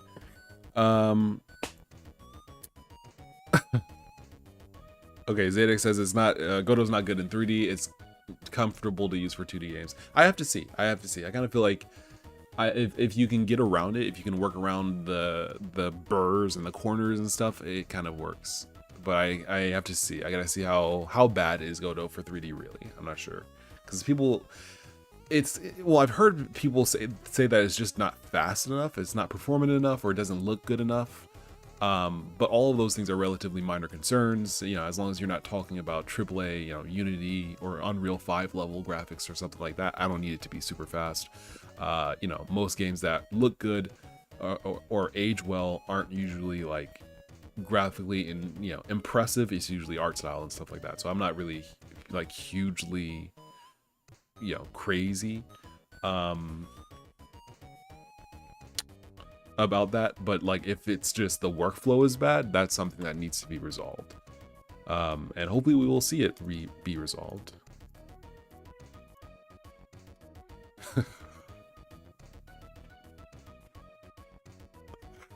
Just like this man is done. Did you ever see somebody dancing like that? Like pop locking with their mouth open and just like just 1,000-yard stare, you know that man used to be a software engineer.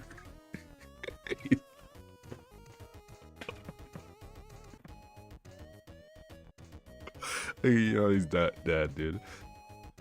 How the people that complain about performance don't even know how to profile their projects. I do think that profiling and performance optimization is like, most people don't know why something is slow. They just complain about the engine not being fast enough, and it's like, are you lowering your draw calls? Are your textures huge? Are you using atlases? You know, is it power of 2? You know, all that kind of stuff. Workflow. Yeah, workflow could be bad. Well, I'll to see. So the issues here, when we make a new sub page, it puts the new sub page card below the page, which is not good. See, hold on. Category expanded.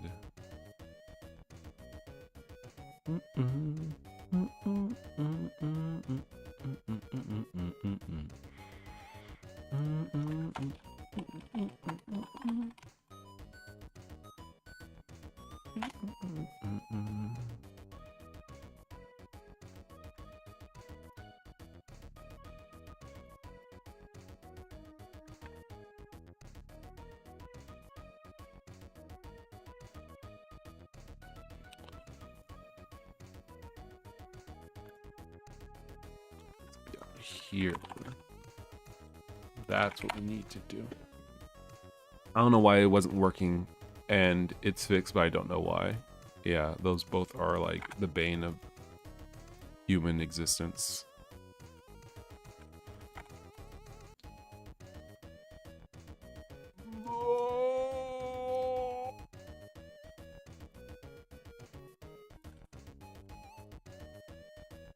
Dun, dun, dun, dun, dun. There we go. Cool. That's good. Yeah, so why is this card coming below the subpage? For this element, category.data.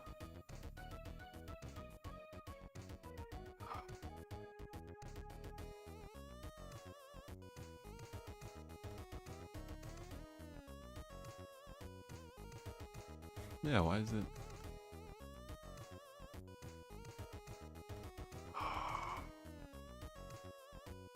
Oh, yeah, that's why. Okay.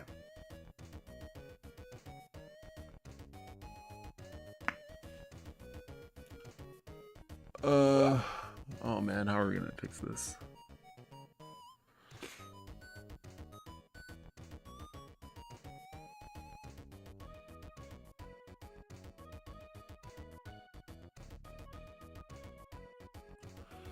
Listening to their own loop over and over again and not noticing the tiny breaks when it replays. I do notice. I always hear it.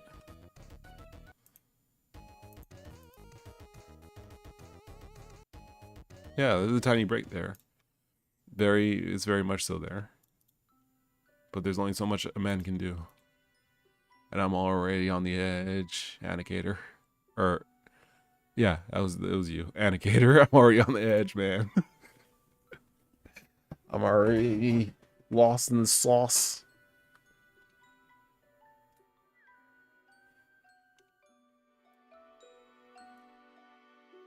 All right, we've made a lot of progress actually, despite the dread that I'm, despite the ego death I'm suffering at any given point in this process. It's still going pretty well. There's a couple problems, one of which is this isn't large enough, it's not wide enough. Also, the subpage it's making a new page before we're making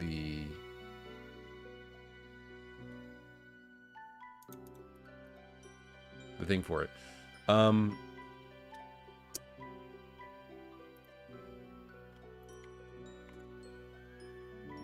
not sure how to do this, actually.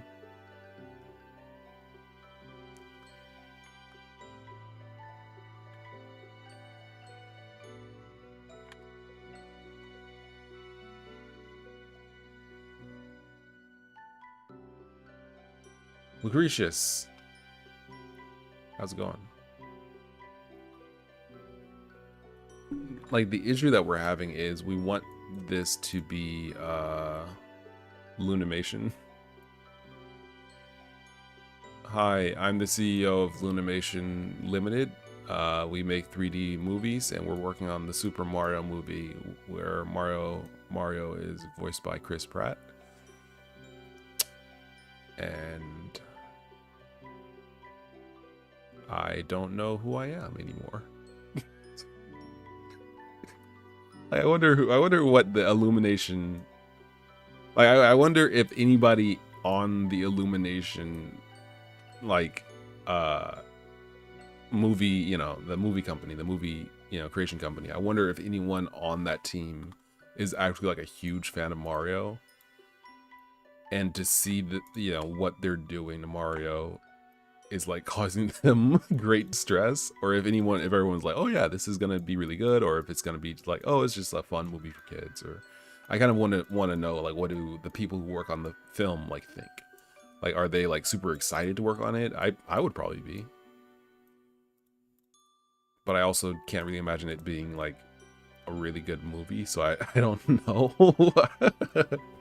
I don't know.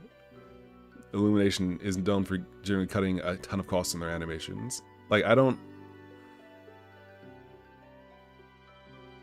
know if I don't know if it's gonna cut costs. I just don't really feel like Illumination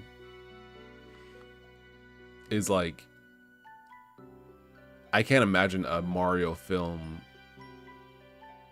and have it. Well, there's only a few CGI like movie creation companies in the West. Like, I don't know. Maybe they should have gotten like a Japanese company to do it. I don't know, because I'm thinking about it. It's like you only have DreamWorks, Illumination, Pixar, Disney, and that's kind of it. Sony with the Spider-Verse, but I'm sure they're working on Spider-Verse 2 Part 2 and Part 3.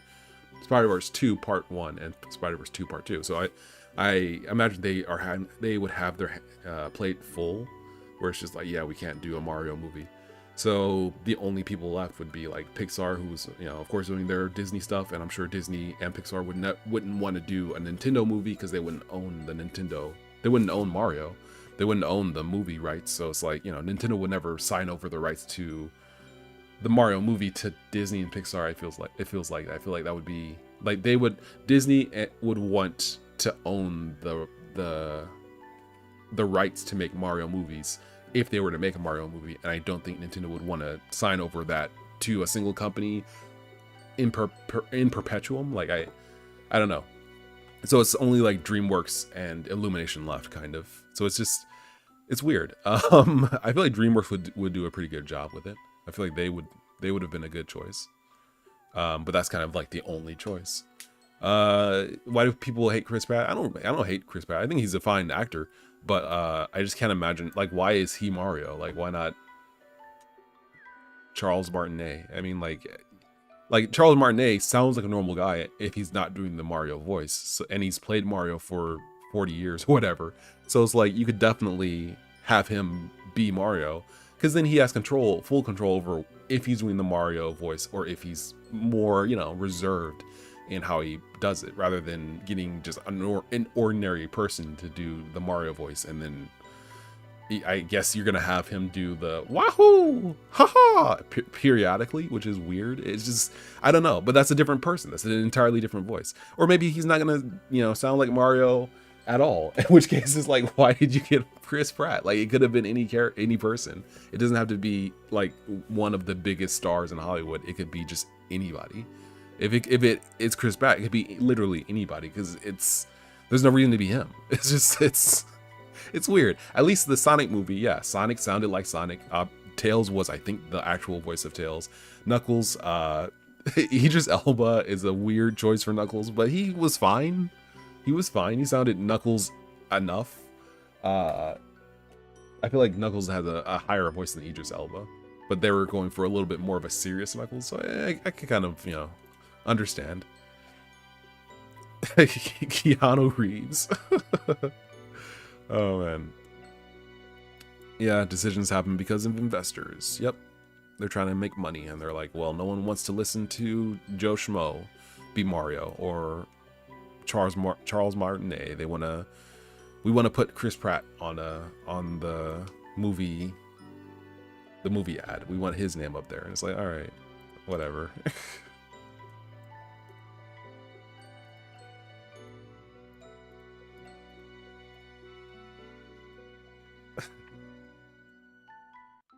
Like I'm wondering if Chris Pratt even plays video games. Like if he's like a huge fan of Mario, or he's just like, oh yeah, I've like, you know, my daughter's a huge fan of the Mario games. She has like Mario Kart on the Nintendo Wii, and we play it, you know, once or twice a month, and you know. Yeah, I'm a huge fan. It's like, dude, you don't even play. Like if he doesn't play, that's fine. I'm just like, I'm wondering if he even cares. If he even cares, or he's like, he says wahoo. That's what he actually says is wahoo. Oh, that's okay. It's a little bit odd, but I'll try to. What's Mario's motivation? Save the princess. Why would he want to do that? It's just a game, dude. It's just a game. Okay. All right. Okay, so yeah, I'm not sure what I'm gonna do here, because the way that this system works, I need wowzers. Mario is just a huge simp. You heard it here first. Monk Fano 1 says Mario is a huge simp, and the jury's out on whether he is correct or not.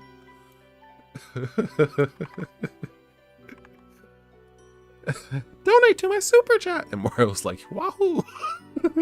Wahoo. Like, oh snap. I donated 5,000 coins, and Princess Peach gave me she texted me or sent me through my DMs a subscriber only I baked a cake for you, like print out thing I can put on my wall. Like, you've done it enough, or I Princess Peach is making a cake for me. It's like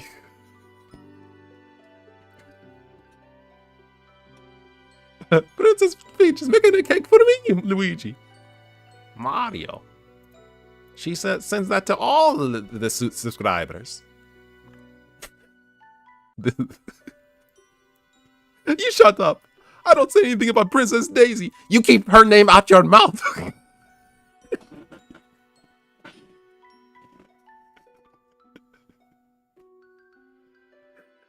Okay.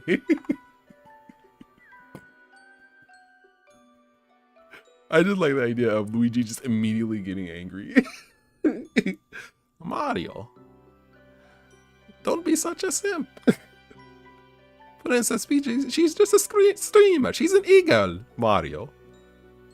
I don't say anything about about Princess Daisy.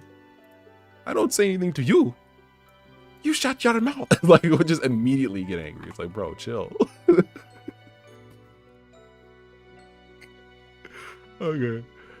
All right. So I'm clearly I'm lost in the sauce. Clearly, as you can see, I'm dying. Lottie says, I'll watch that movie. Monkfano says, I think you should have directed the Mario movie.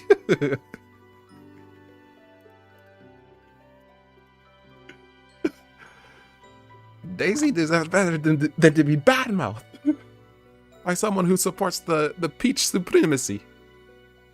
Oh man, I actually kind of feel like I would. I have an idea. I have ideas for that. As absurd as it is, I need to ask some friends for their input, but I feel like there's room for this idea. Okay, so all right. So the issue here is that essentially we need to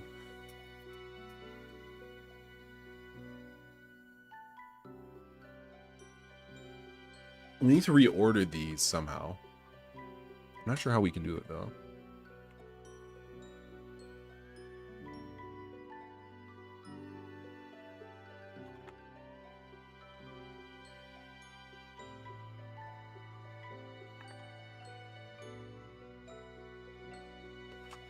All right, let me take a look at actually, I guess it would be container.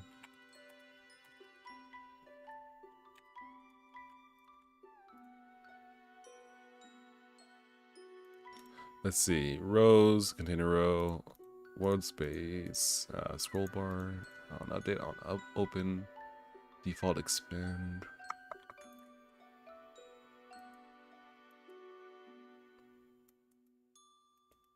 For some reason, I'm thinking of, like, in that same universe, Donkey Kong is like,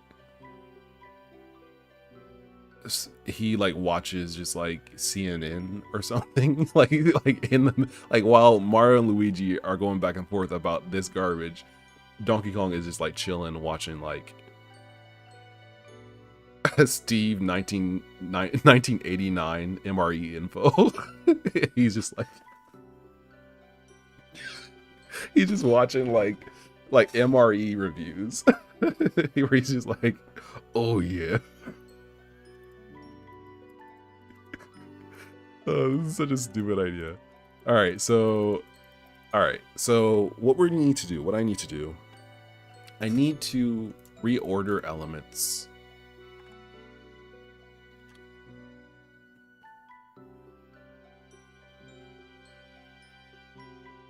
Let's get this out onto a tray.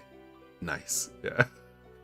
Dude, I've been watching that dude for a while. He's good. Like he like watches what he like reviews, and you know, you can see him use all of the elements of the MRE and stuff, all of the elements of the 24-hour ration, and it's interesting. I never really knew much about rations before watching him, because I just never had an interest. But it's like, oh, okay, you know, they can like, you know, survive long periods of time, and you know, there's, you know, tricks to like telling if it's gone bad, you know, seeing if there's any mold, of course, but also the smell, the taste, you know, that those things can tip you off as to whether something has gone bad or not.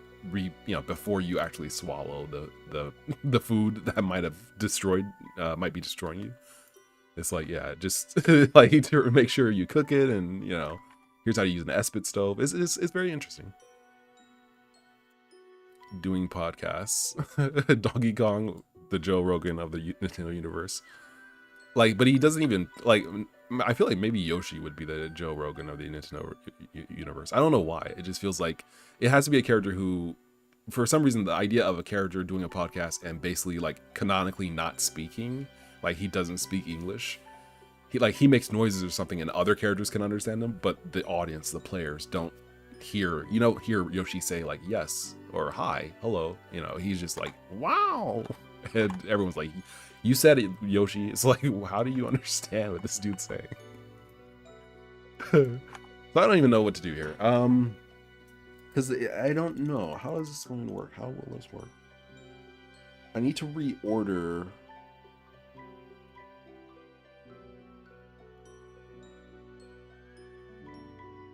I'm not sure.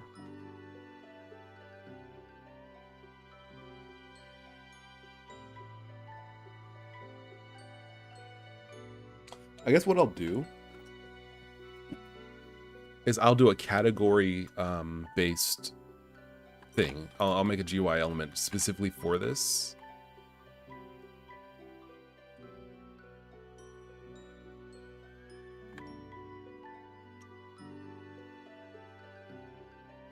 Does that make sense? Let's see. How would that work? I have a container. It's got a rectangle. We have rows. I don't want to make a new container.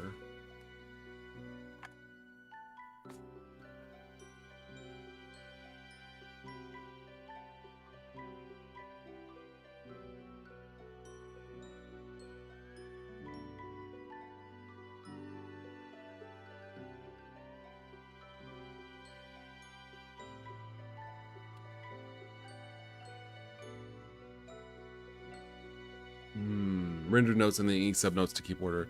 Yeah, the problem isn't so much the fact that, like, I don't have a problem with the order in which things need to be done. The problem is that I'm not rendering things in order.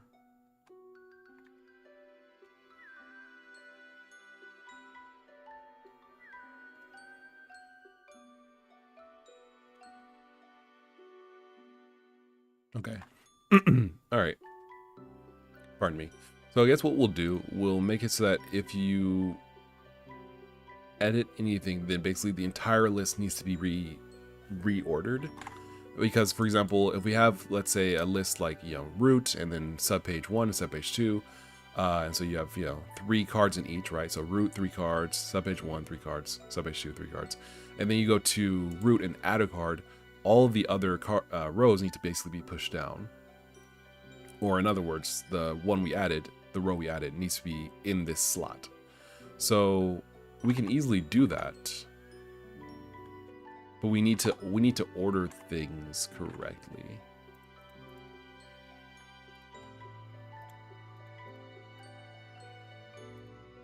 Yeah, see, like this, these two need to be before this one.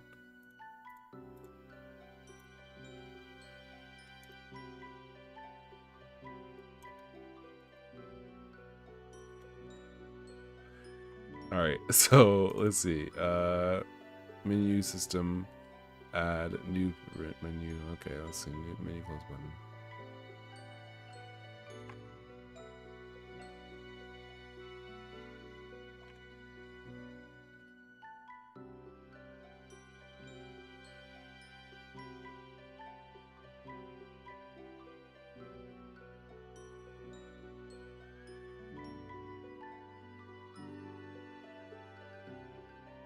So we need to move these up. How do we move these up?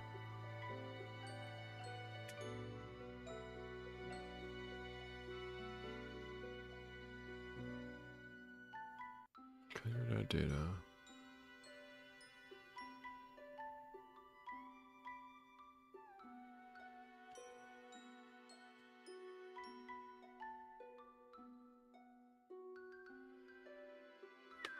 This road add.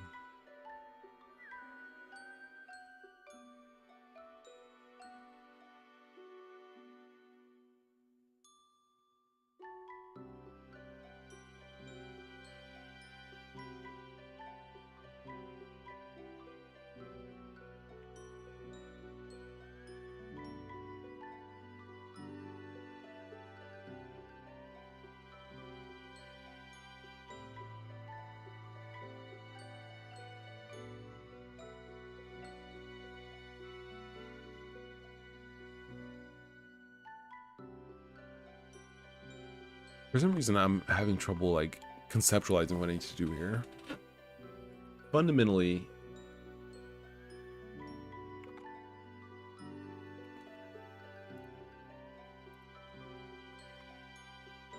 we need to position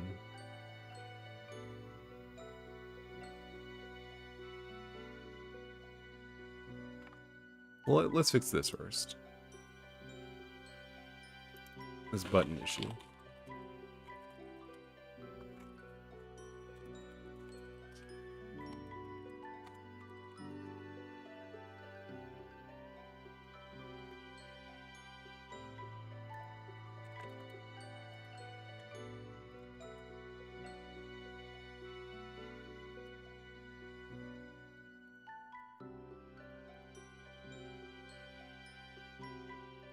Okay. Now we need to position these correctly.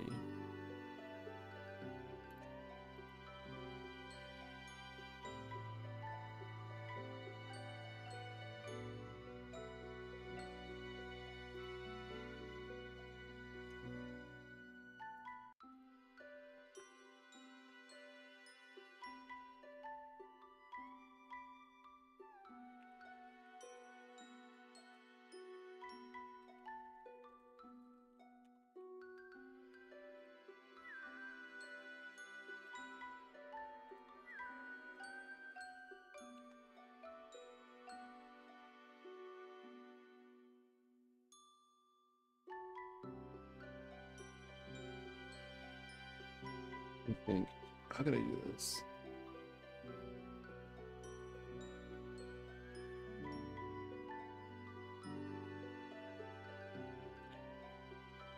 Okay, that's what we'll do, I guess.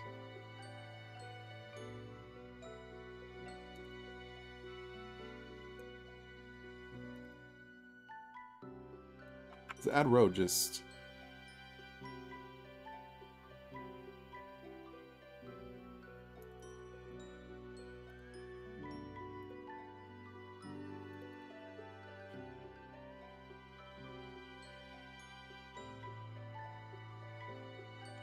Nice.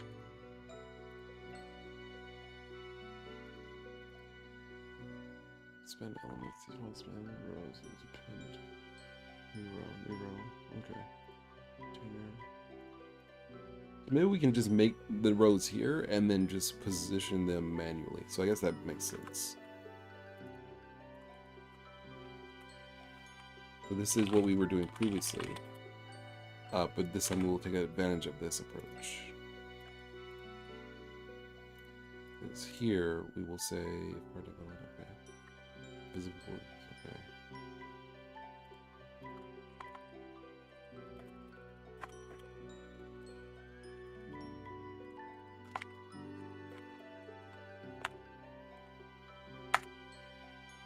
And then here this element.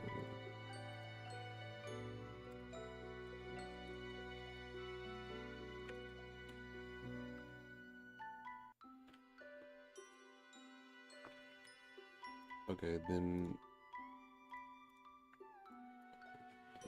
this. Let's say this group.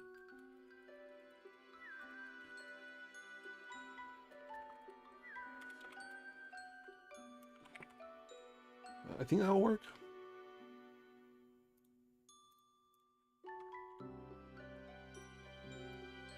No.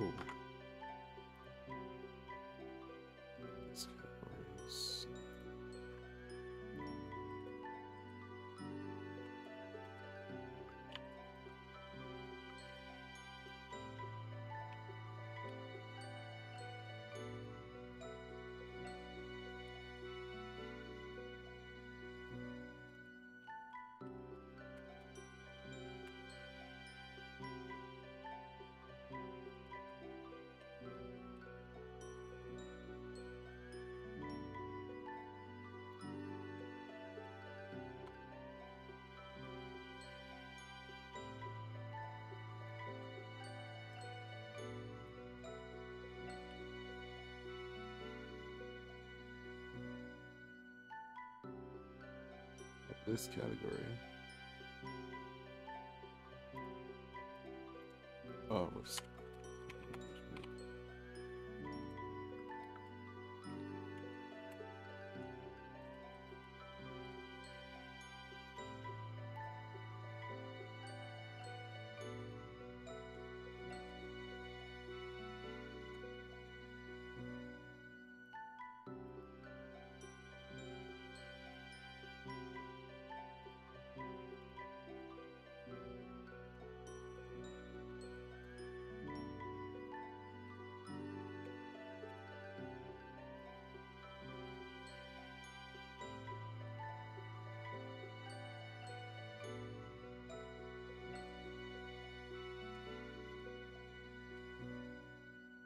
All right, so this should kind of get us there.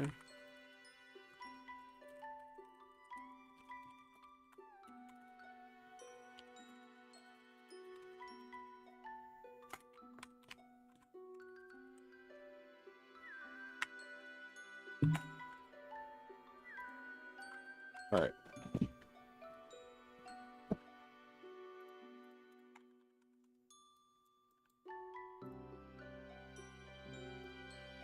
There we go.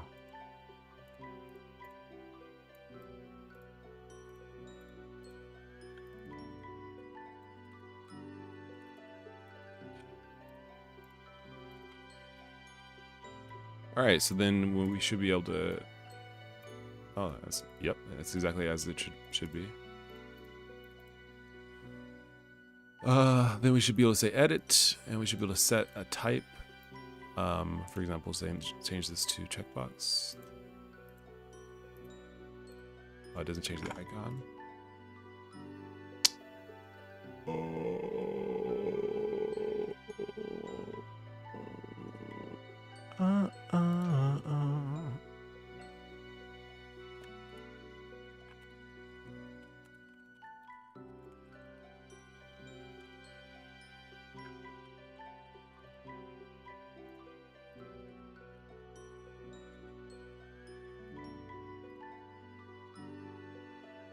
Oh, what? You tripping? That doesn't.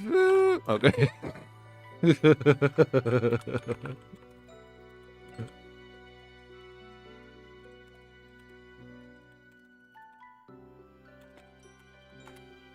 That doesn't. Let's see. So apparently this doesn't create a undo state. I thought it did, dude.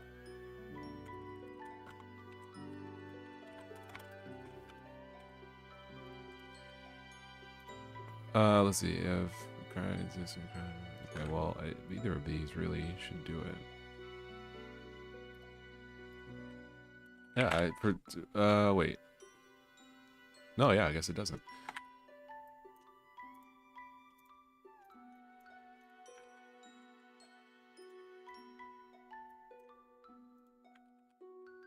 Okay, there we go. Yeah. So then when we go to list, why doesn't it add card? Create undo state. Bruh.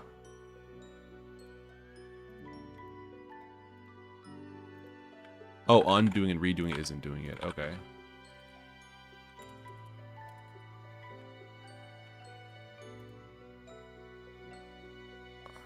Let's see.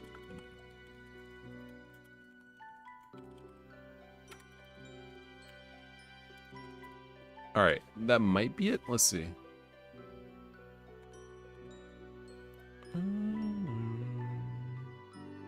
Edit.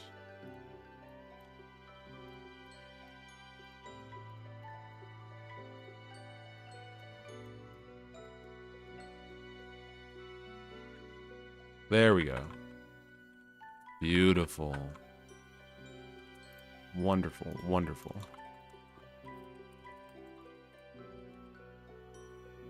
Yeah, this is actually bananas. Very cool. So yeah, we want these to not be here if the card doesn't exist. Lucretia says this background music has sort of a Death's Door vibe. Really? Never played it. But I heard that people liked it.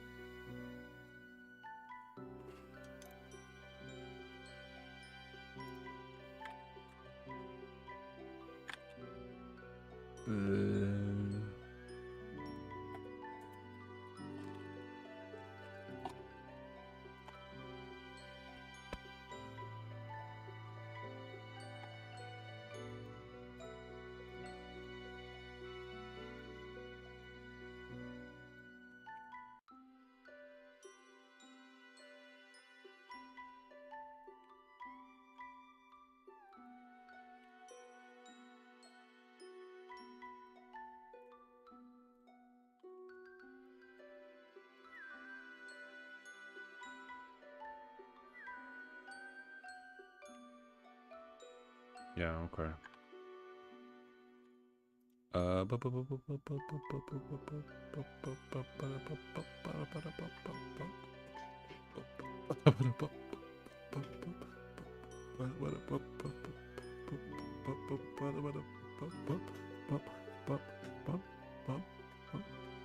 Okay, so I'm just quietly lost in the sauce. Pointing sub card page, you don't know. Continue.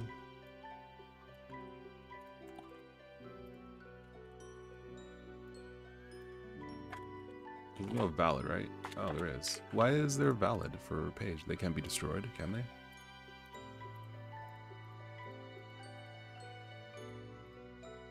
It can be.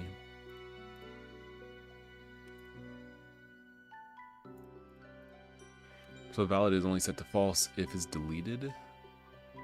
So it's the same thing as just if pointing subpage card is equal to nil. So is there any situation where one is true but not the other?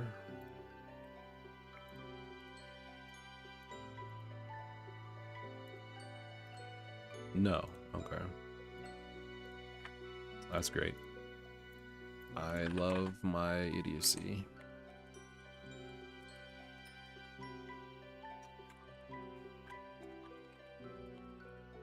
Lucretia says, what kind of games do you typically play on your free time, like genres?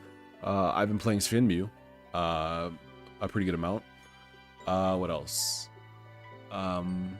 Azure Striker Gunvolt and Luminous Avenger IX. So basically Gunvolt and what's the Copen? Copen and Gunvolt, both of those games. Well, Gunvolt and then Copen is the hero of the Luminous Avenger series, which is fun. Great, like Mega Man Zero type games. Smash Ultimate, of course. What else? Oh, Katamari Damacy I just picked up. Katamari Damacy reroll.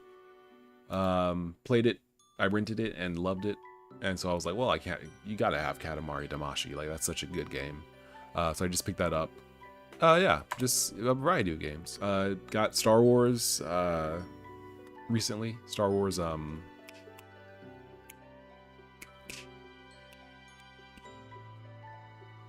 the redheaded dude with the force powers, who lives on like the Scrapper planet. I can't remember the name of it. Star Wars. Good lord.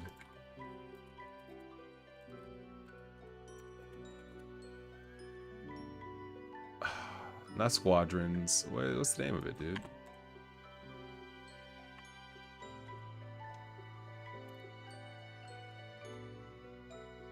Fallen Order. Jedi Fallen Order. There we go. Are there any small indie titles you've been following on Twitter that seem cool? Mother, Her Loving Embrace. Definitely seems like a game that's extremely up my alley. Or Other, Her Loving Embrace, not Mother. It's like an RPG, but when you get into battles, it's kind of like Undertale, where you have to like actually do something to like do damage or to avoid damage. So you have like an overworld with puzzles and monsters and stuff, and then the actual combat is like you control a character and you have to like avoid getting hit or like, you know, do like combos and stuff to deal damage. So it's very much so like a really good idea that more games should do. It's just like an obvious kind of like, oh yeah, of course, this is gonna be a hit. This is gonna be like a, you know, 100,000 units sold kind of game. Like it's gonna be a massive success, I'm pretty sure. It's looking sick. It's looking like a lot of fun. Yeah. So I'm ready for this. What else? What other indie games? I'm not sure. I'm always on the lookout for like Mother 4, Earthbound 4, you know, those kinds of games. There's a lot of those like Earthbound remade or a sequel to Earthbound. Mother 4 has been in development for a long time. I wonder how that's going. What else? Let me see. Let me see what else in my Steam library. Hold on.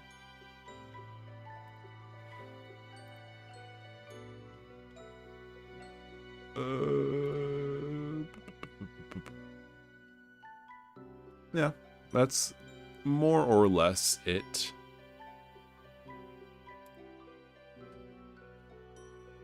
I'm just looking through real quick. Eastward, I haven't finished, but a lot of people liked it. I kind of thought Eastward was a little slow, but I think that it's like graphically is great, gameplay wise is solid. It just feels a little slow and a little like, you know, let's kind of get going. Like I got through I think the first chapter, and it was like an hour and a half. It was like it's kind of long, kind of a lengthy game for what seems like a pretty straightforward, you know, let's leave the underground kind of, you know, you feel like that's where it's going, but it's just kind of like it takes a little time to get there. But yeah, I like a variety of games. I like a lot of different games actually.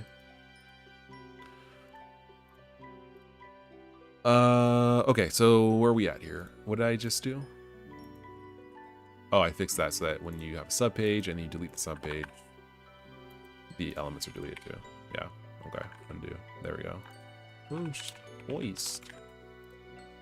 Open, delete, undo, delete, undo, redo. I mean, that works pretty well. NVIDIA XMI. No. 58 megabytes. Cool. Okay, so we're not leaking memory, it would seem. Recent, shut in. Yes.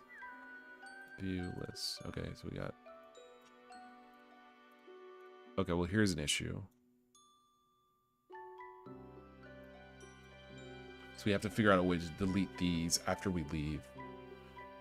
Would you ever do like a critique my game stream where people send you some short games from jams or otherwise to try out and get feedback? I would love to do it. I don't feel like I'm like a good enough developer to, like, I'm not, I don't think people would send games to me over any other YouTuber because I don't have a huge following and I'm not particularly successful when it comes to game development. I could see people doing like, oh, if it was like Toby Fox, I would love to, you know, get his feedback. But I'm just a dude. I don't think people would like go out of their way to do it, but I'd love to do it. Yeah.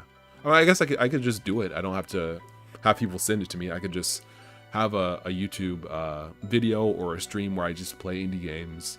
And then am like, you know, I love how you did this, or I think that could be, you know, a really good element for a game, or, you know, this could use some work or whatever. And yeah, I think I could do that. Sure. That seems like it'd be fun. I'd have to kind of have a list of them. So, this is one of those things where it's like, it's easy to be like, oh yeah, that would be kind of cool, and then just fall off. So I'm going to actually make an effort to do it because I think it's a good idea. I'd like to try. So I'm going to make a thing in my Discord, a server where, I gotta figure out, I guess I'll figure out what to do, because I want to make it so that people can like give me suggestions of games to try, and I know that I'm going to easily write down like, you know, I could easily have like 100 or 200 games and, you know, not make my way through all of them. So, yeah, I think I have to figure out how best to like do it so that I have a single location where I can get some feedback and get some pointers or get people's like, you know, recommendations or whatever. But it's an interesting idea. Zadex says, Inscription, please. I love that game. That's such a like people love that game, or a lot of people have played it. So it's like, you know, I don't really feel like that's I would just be adding to the list of like, 300 people who are playing Inscription. It's not on YouTube and on Twitch. It's not like an under-known game or a game to be critically examined in such a way. Like, I don't think the Inscription devs are looking for feedback, not because they aren't, but because there's so many people playing that there's a glut of feedback. I'm sure there's a lot of people who are like, I love the way you did this, or, I love, this twist or whatever. It's not like, it's like playing Doki Doki Literature Panic and then being like, I'm going to examine it critically. It's like, well, it's just like, I don't know. There's so many people who have played it from so many different walks of life. I don't really feel like, and I already know that there's twists in it. It's just, it kind of like you can't, meta games are almost a different category in that you have to go in expecting that it is not a meta game for the game to have significant impact. If you know that the game is going to be meta or do something different, then it loses its punch. I already know, the Inscription is like, oh, it's a game within a game. Oh, it's, you're playing a game and then it becomes a different game. And oh, there's, it's just like, I've already watched, people play it. I already know what it's about. I kind of like, you have to kind of come fresh. You have to kind of come fresh to it for meta games. And I think that, that's why you have a meta game that comes around every like 6 months to a year, 4 months, 5 months to a year. There's a new Doki Doki Literature Panic, or Doki Doki Literature Club, because you can't just have a glut of meta games. And I'm sure the devs who do Doki Doki Literature Club aren't like, if they were to make another game, they wouldn't make another Doki Doki Literature Club where it's like, it seems to be a normal game until it's not, because it's like, well, you kind of can't expect that. Like, you can't expect it. You know what I mean? Like, you can't make a game where you expect me to surprise you, because then the surprise isn't as good. So you have to either play with that where the surprise is that you are waiting for me to like tell you a surprise until you realize that you've been surprised the entire time. You could have that kind of a thing, like a subversion of the effect, where it's like, oh, the last game I made was a horror game, or a normal game that turned into a horror game, and you were scared in the last half of the game because you didn't know what was going to happen, etc. This game, you are always going to be on the edge of your seat because you think that I'm going to do that and make you scared, when by the end you figure out that you've been the antagonist the entire time. You've been the monster. You are the horror. That's a subversion of it where it seems like, okay, well, it's gonna get scary, and it's like, it should have been scary the entire time. And when you look back at the game, you're like, oh, all of that was scary, but just not for me, because I'm not the one who's supposed to be scared. That kind of a thing where it's like, oh, the concept of fear, or the concept of surprising the player, you can reframe or re-angle the surprise, and therefore it becomes a surprise of a different sort. So instead of it being a you are surprised or be surprised now kind of a moment, it is a this entire thing was not what you thought, and that is a surprise. But I think that you can't just make a game where the player knows he's going to be surprised and have it be as effective. So yeah, like I would like to do a critique my game stream, but at the same time, I don't want to play popular games that that are very well received. Well, I don't want to say I don't want to play those kinds of games, but I kind of want to pick and choose the kind of games I want to play, if that makes sense. I don't want to just pick. I can't just play everything. I have to play certain games that I feel like hold critical weight, and that aren't kind of approached from a popular or critical perspective, because I think a lot of games that are popular is easy to critique, either positive or negative, and I think a lot of people who are playing them do critique them positive or negative. So it's like, I don't know. I have to think about it some more. Zaldek says, or Zadek says, about doing that for game engines and frameworks? That is also a good idea, but I feel like it's too hard to make a game in a short enough period of time where you could really get a grasp of an entire framework or engine, because a game is not just a demo or a single level. A game is an entire finished product that you distribute and patch and get bug reports on and all that stuff. So it's not as easy to do. Like I could see doing it maybe like once a month. Like you have a video series, maybe 4 videos where somebody makes a game over a period of time using Unity or using Godot or using Ableton, and then it distributes it and kind of talks about the entire process and rates it, or gives some ideas.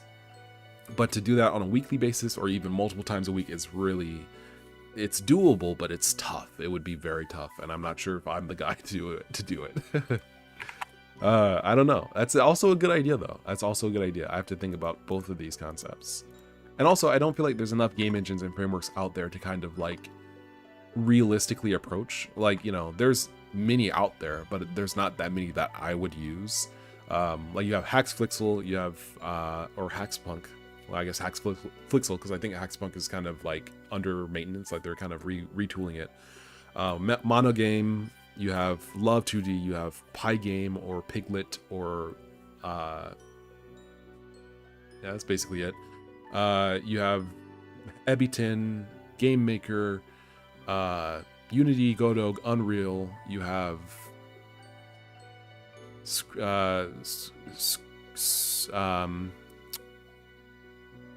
I'm not Skrixel. What's the name of it? It's not Flash, but it's basically like an online or offline game development construct, but also GDevelop, also Cat.js. But no, what's the name of the one?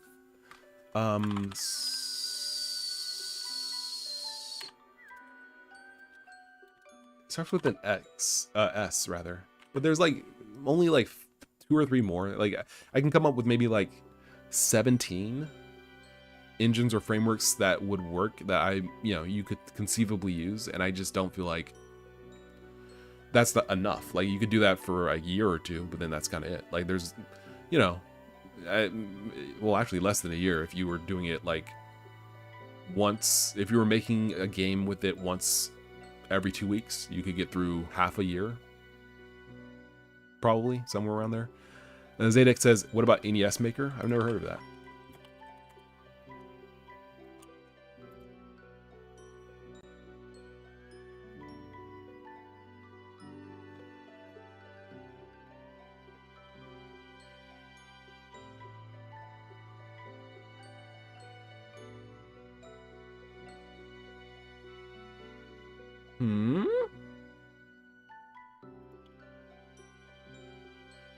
Interesting. I've never seen... Hold on, let me actually... I've never seen this before. This reminds me of GB Maker. Or GB Studio, rather. Is this Game Boy Color as well? Now, Game Boy... oh, that's cool. I like that. So that's cool. I like that little rotation effect.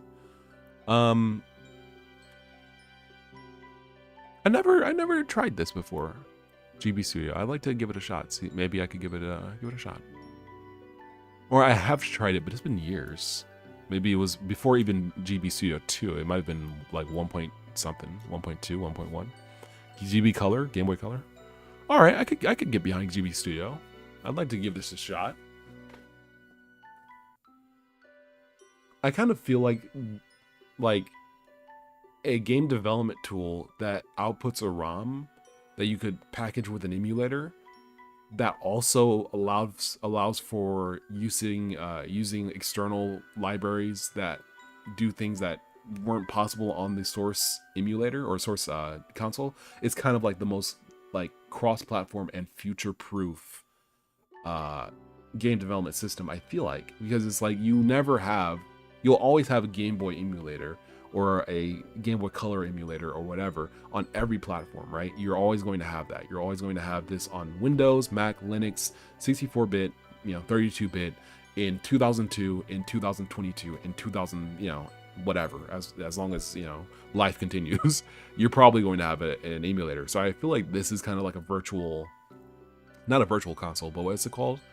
A virtual machine, right? It's basically a virtual machine. And that's basically what, that's one approach to cross-platform game development or cross-platform program running, like Java or the .NET framework, right? I don't know about .NET, but Java, Lua has a runtime. You know, Python has a runtime. Well, I'm conflating runtimes with VMs, but the idea I'm getting at it basically is it seems like it's useful because you have this VM, which is the Game Boy Color running a ROM, running inside your computer, and you can always just port a new or build a new or port the existing emulator to a new operating system, and then you have access to this game. So, or a variety of games. So it's interesting. Requires knowledge of C to code your own physics and stuff. Oh no, not C. My mortal nemesis.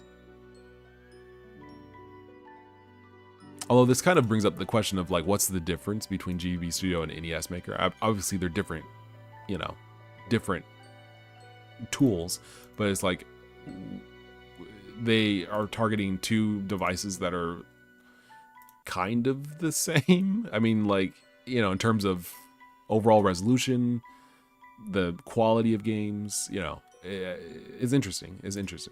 I guess they're nothing alike, but I mean, like, they're very much alike. like for the user, they're very similar, but for the developers, like, you know, obviously two different programs, two different formats. You know, the target platforms are completely different, but in terms of like the overall aesthetic, it's like they're pretty similar. In any case, C is a disaster. Yeah, I don't care for C. I would rather go for Go. If I was going for like a relatively low level language, Go. ZX says Tick 80. That's also one that's very interesting. Although I don't like Lua, dude. I don't like Lua. Oh, yeah, I'm not a fan of Lua. But yeah, this is also cool.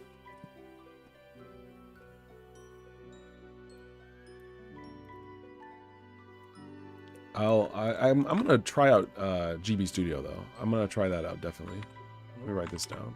I'll keep keep an eye on NES Maker and Tick 80.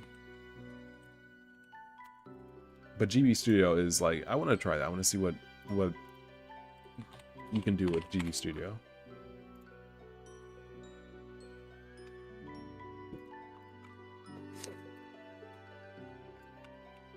It's also kind of interesting because like we're kind of in the era of, you know, with like Steam Remote Play, you can and Parsec, I guess, you know, and other similar services, every game is online enabled. Like you can just be like, oh, I want to play, you know, here's my GB Studio game and I want to play it online with my friends, you know. Well, I guess that's the difference. The Game Boy never had any, obviously, multiplayer except for link cable. Can GB Studio make multiplayer games? Or is that impossible? Because there's only one set of controls on a Game Boy. I'll have to look it up.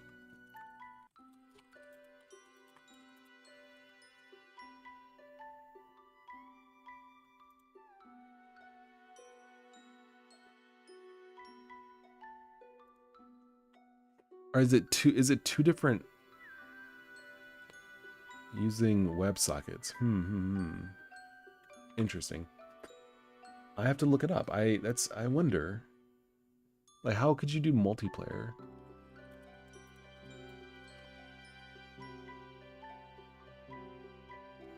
There's no such, I mean,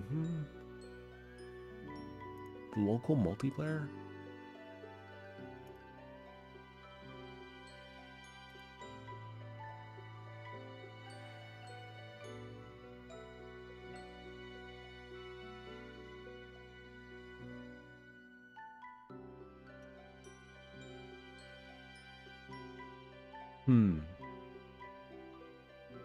Game Boy needs a delay before transferring. Is interesting. Okay, well that's the one difference between Game Boy and NES, because the NES you had multiple controllers, right? You had at least two. Was there 4-player NES games?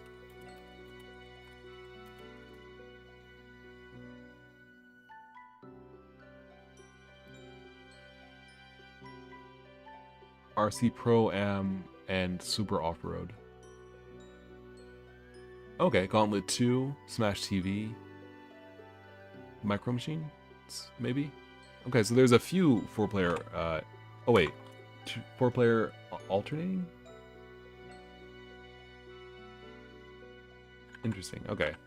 Well, that's the difference. That's the difference between NES Maker or an NES game and a Game Boy game. Is that that's a big difference. If you wanted to make a local multiplayer like a Towerfall,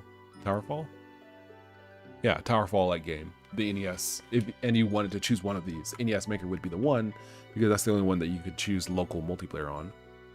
A multiplayer FPS on the Game Boy? What? No.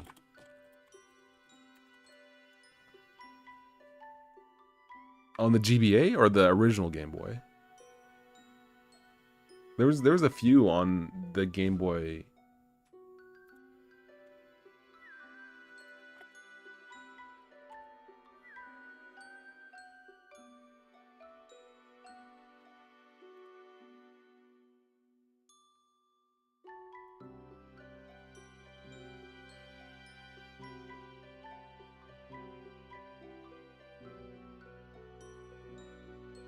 I'm just looking at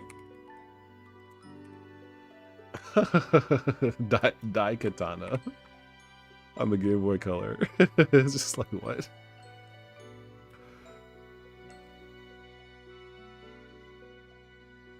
It's just like, what? What? Okay. All right. Anyway, let me get back to what I'm doing here. Oh, that's right. So you create a new project, and then we have to erase this, right? So what do we do? How do we do this? Global list. Okay, so I guess if you create a new project, it should nuke the list, basically. Yes, that makes sense. Okay, so this then should not be here. List root, list pages. Or...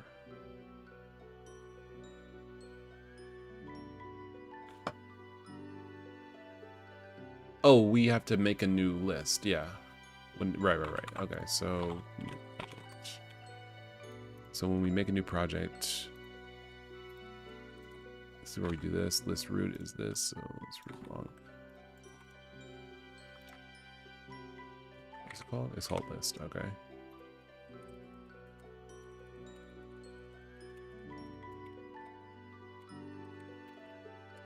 List root. Okay. MIDI Faceball 2000. What the heck?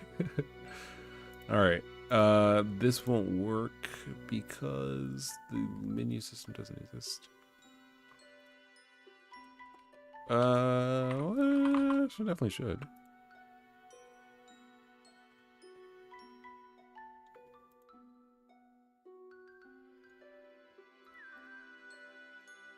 Oh.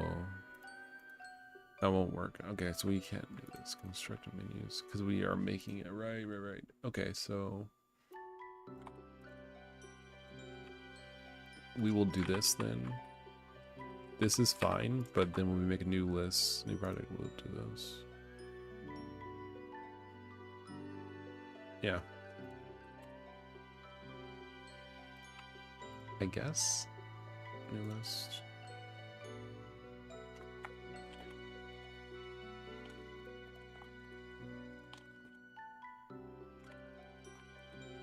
Can we do that? Can we destroy the...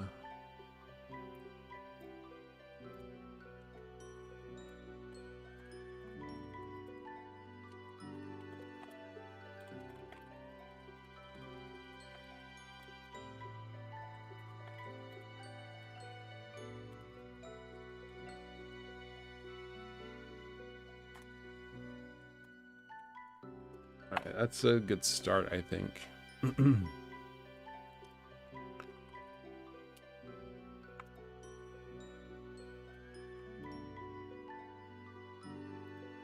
So global.list doesn't exist. Didn't I put it back? I did put it back.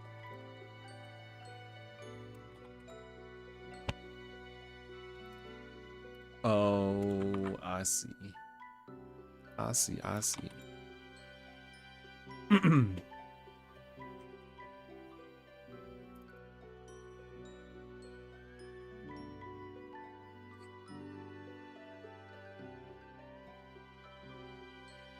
New list should work here. So we new list.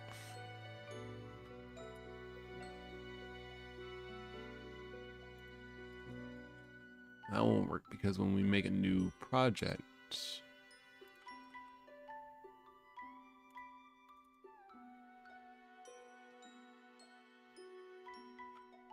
can you say okay,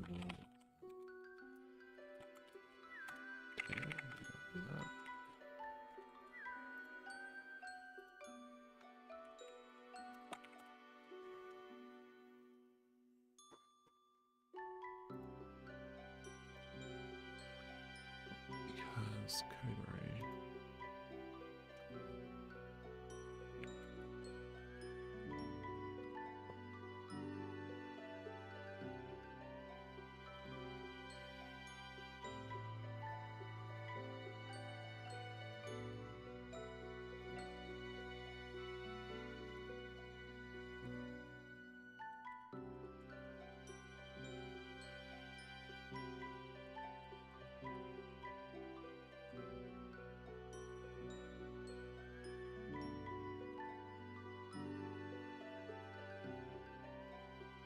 I think it's because when we go to make a new project, we're destroying the previous list and making a new one. But the pages... Oh, I see. We want to do it here.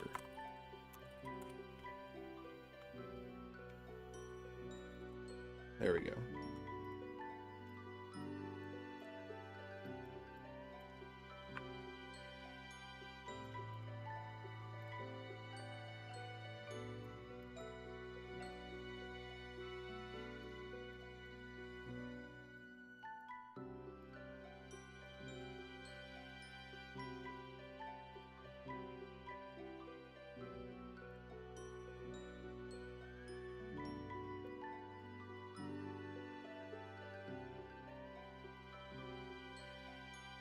Alright, so this does seem like it's working, which is great.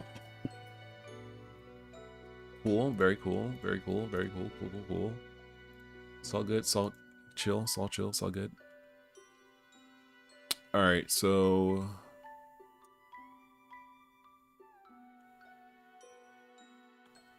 Boy.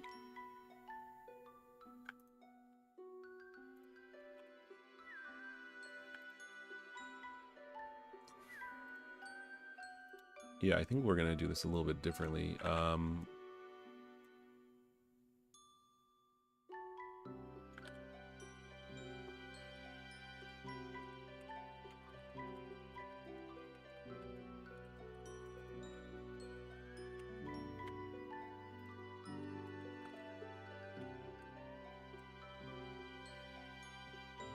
something like this.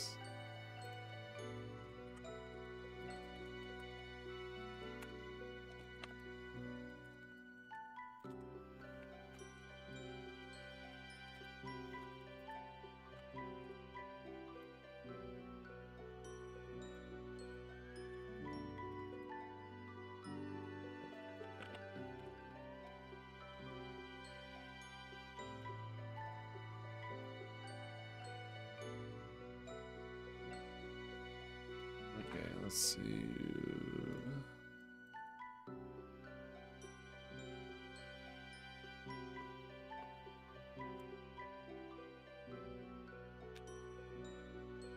I don't have a... Do I ever use this? What is this icon? 2832? No, I don't. Okay. Alright, well I guess I'll use... I suppose I'll use it then.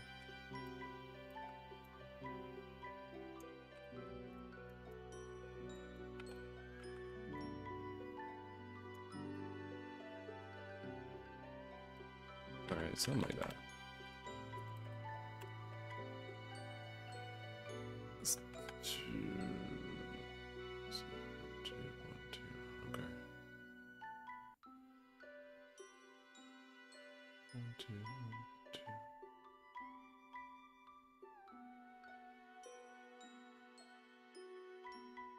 Yeah. 1, 2, 1, 2.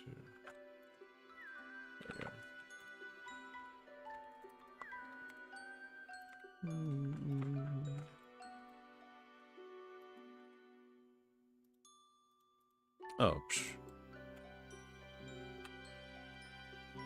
Undo, undo, I swear it's undo. It's undo. Alright. So this is gonna be a new button. We're gonna add line center.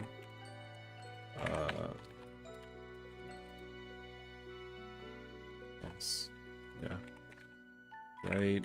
It should be this right here, which is 112, 32, 32.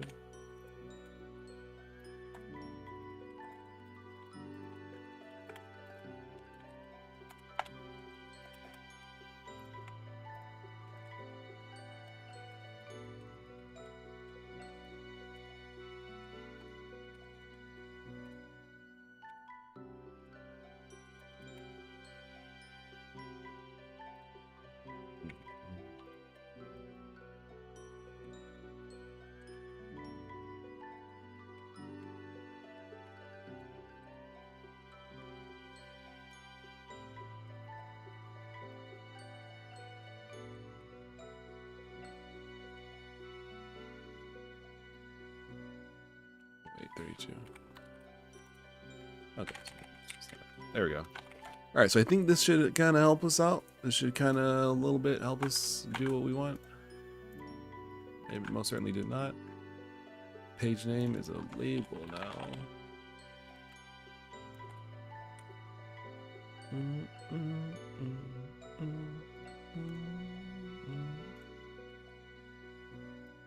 All right, so now we have this. Be cool if it was maybe to the right of the thing.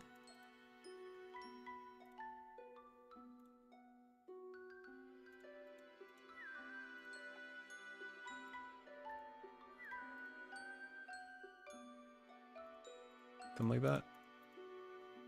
Kind of feel like that's pretty good. I feel like it should be like right here.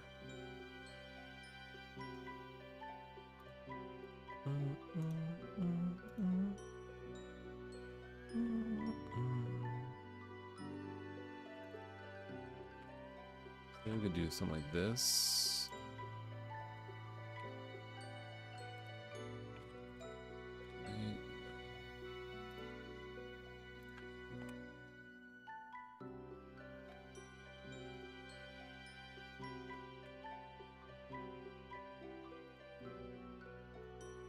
Yeah, and then because it's so long, we can make it like maybe like 200.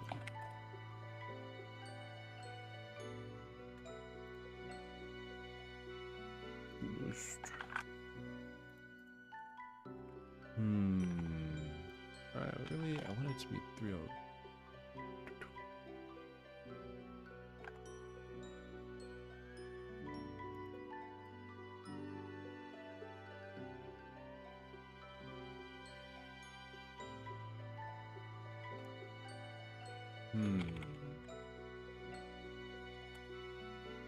Easy RPG. Oh yeah, that's right. I forgot about that.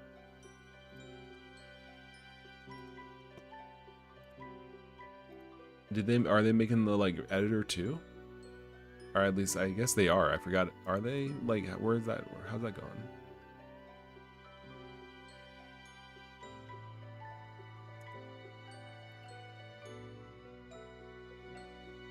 Being developed. Progress. Already done. You can create a project. You can create and delete maps. You can design some of them, and then everything else is not done yet. Okay. All right, so they're getting there.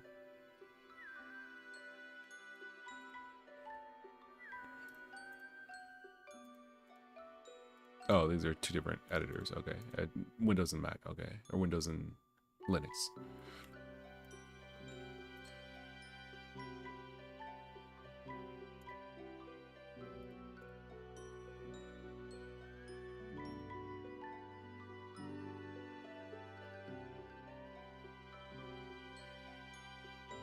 March 8th. Okay, that's not too long ago.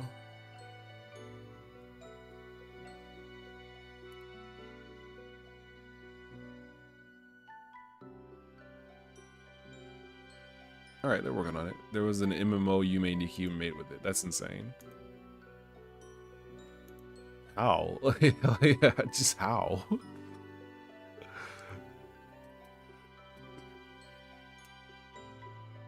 This is cool. But yeah, is it what was it? Easy RPG.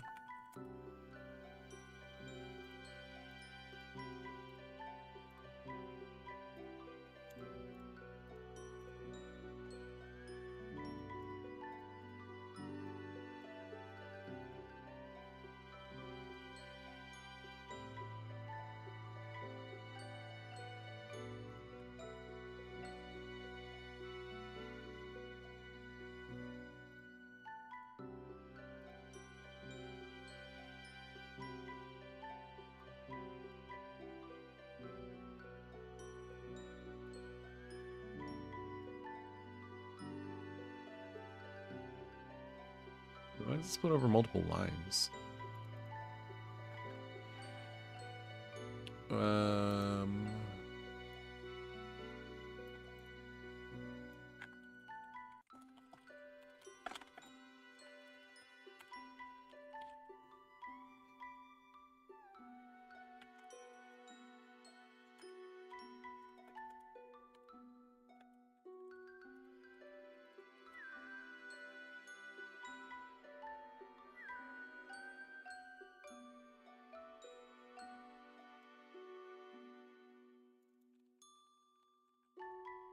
I don't know.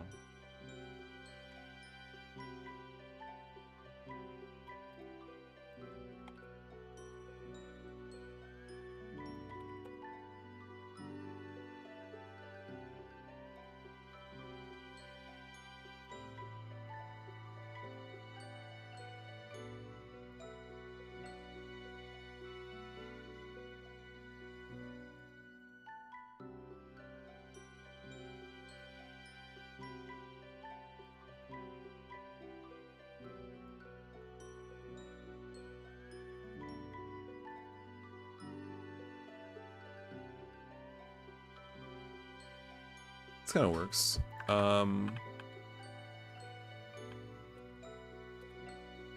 Let's revert this.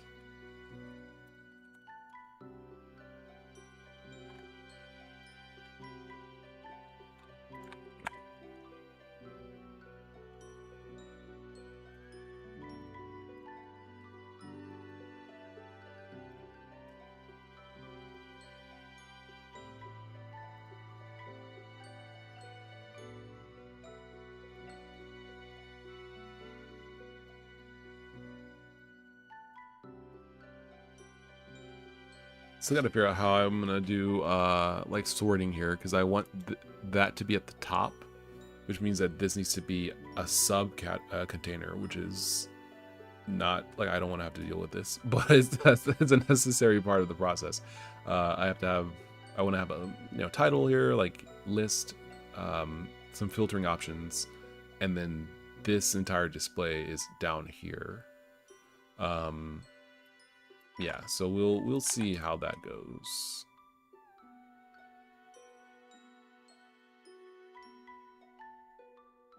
Yeah. But overall, this is basically done.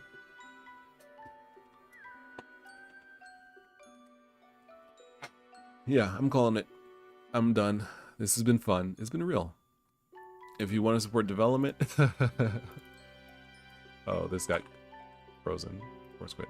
If you want to support development, please check out Master Plan on my itch and Steam pages. It's linked in the description, or my Patreon. And I really do appreciate the support. It's the support that really helps makes me keep me going with this mess. But it's a lot of fun nonetheless, and I hope you all have a wonderful day. Thank you very much for watching. I have been SolarLune, and I'll catch you on the flip side. See ya.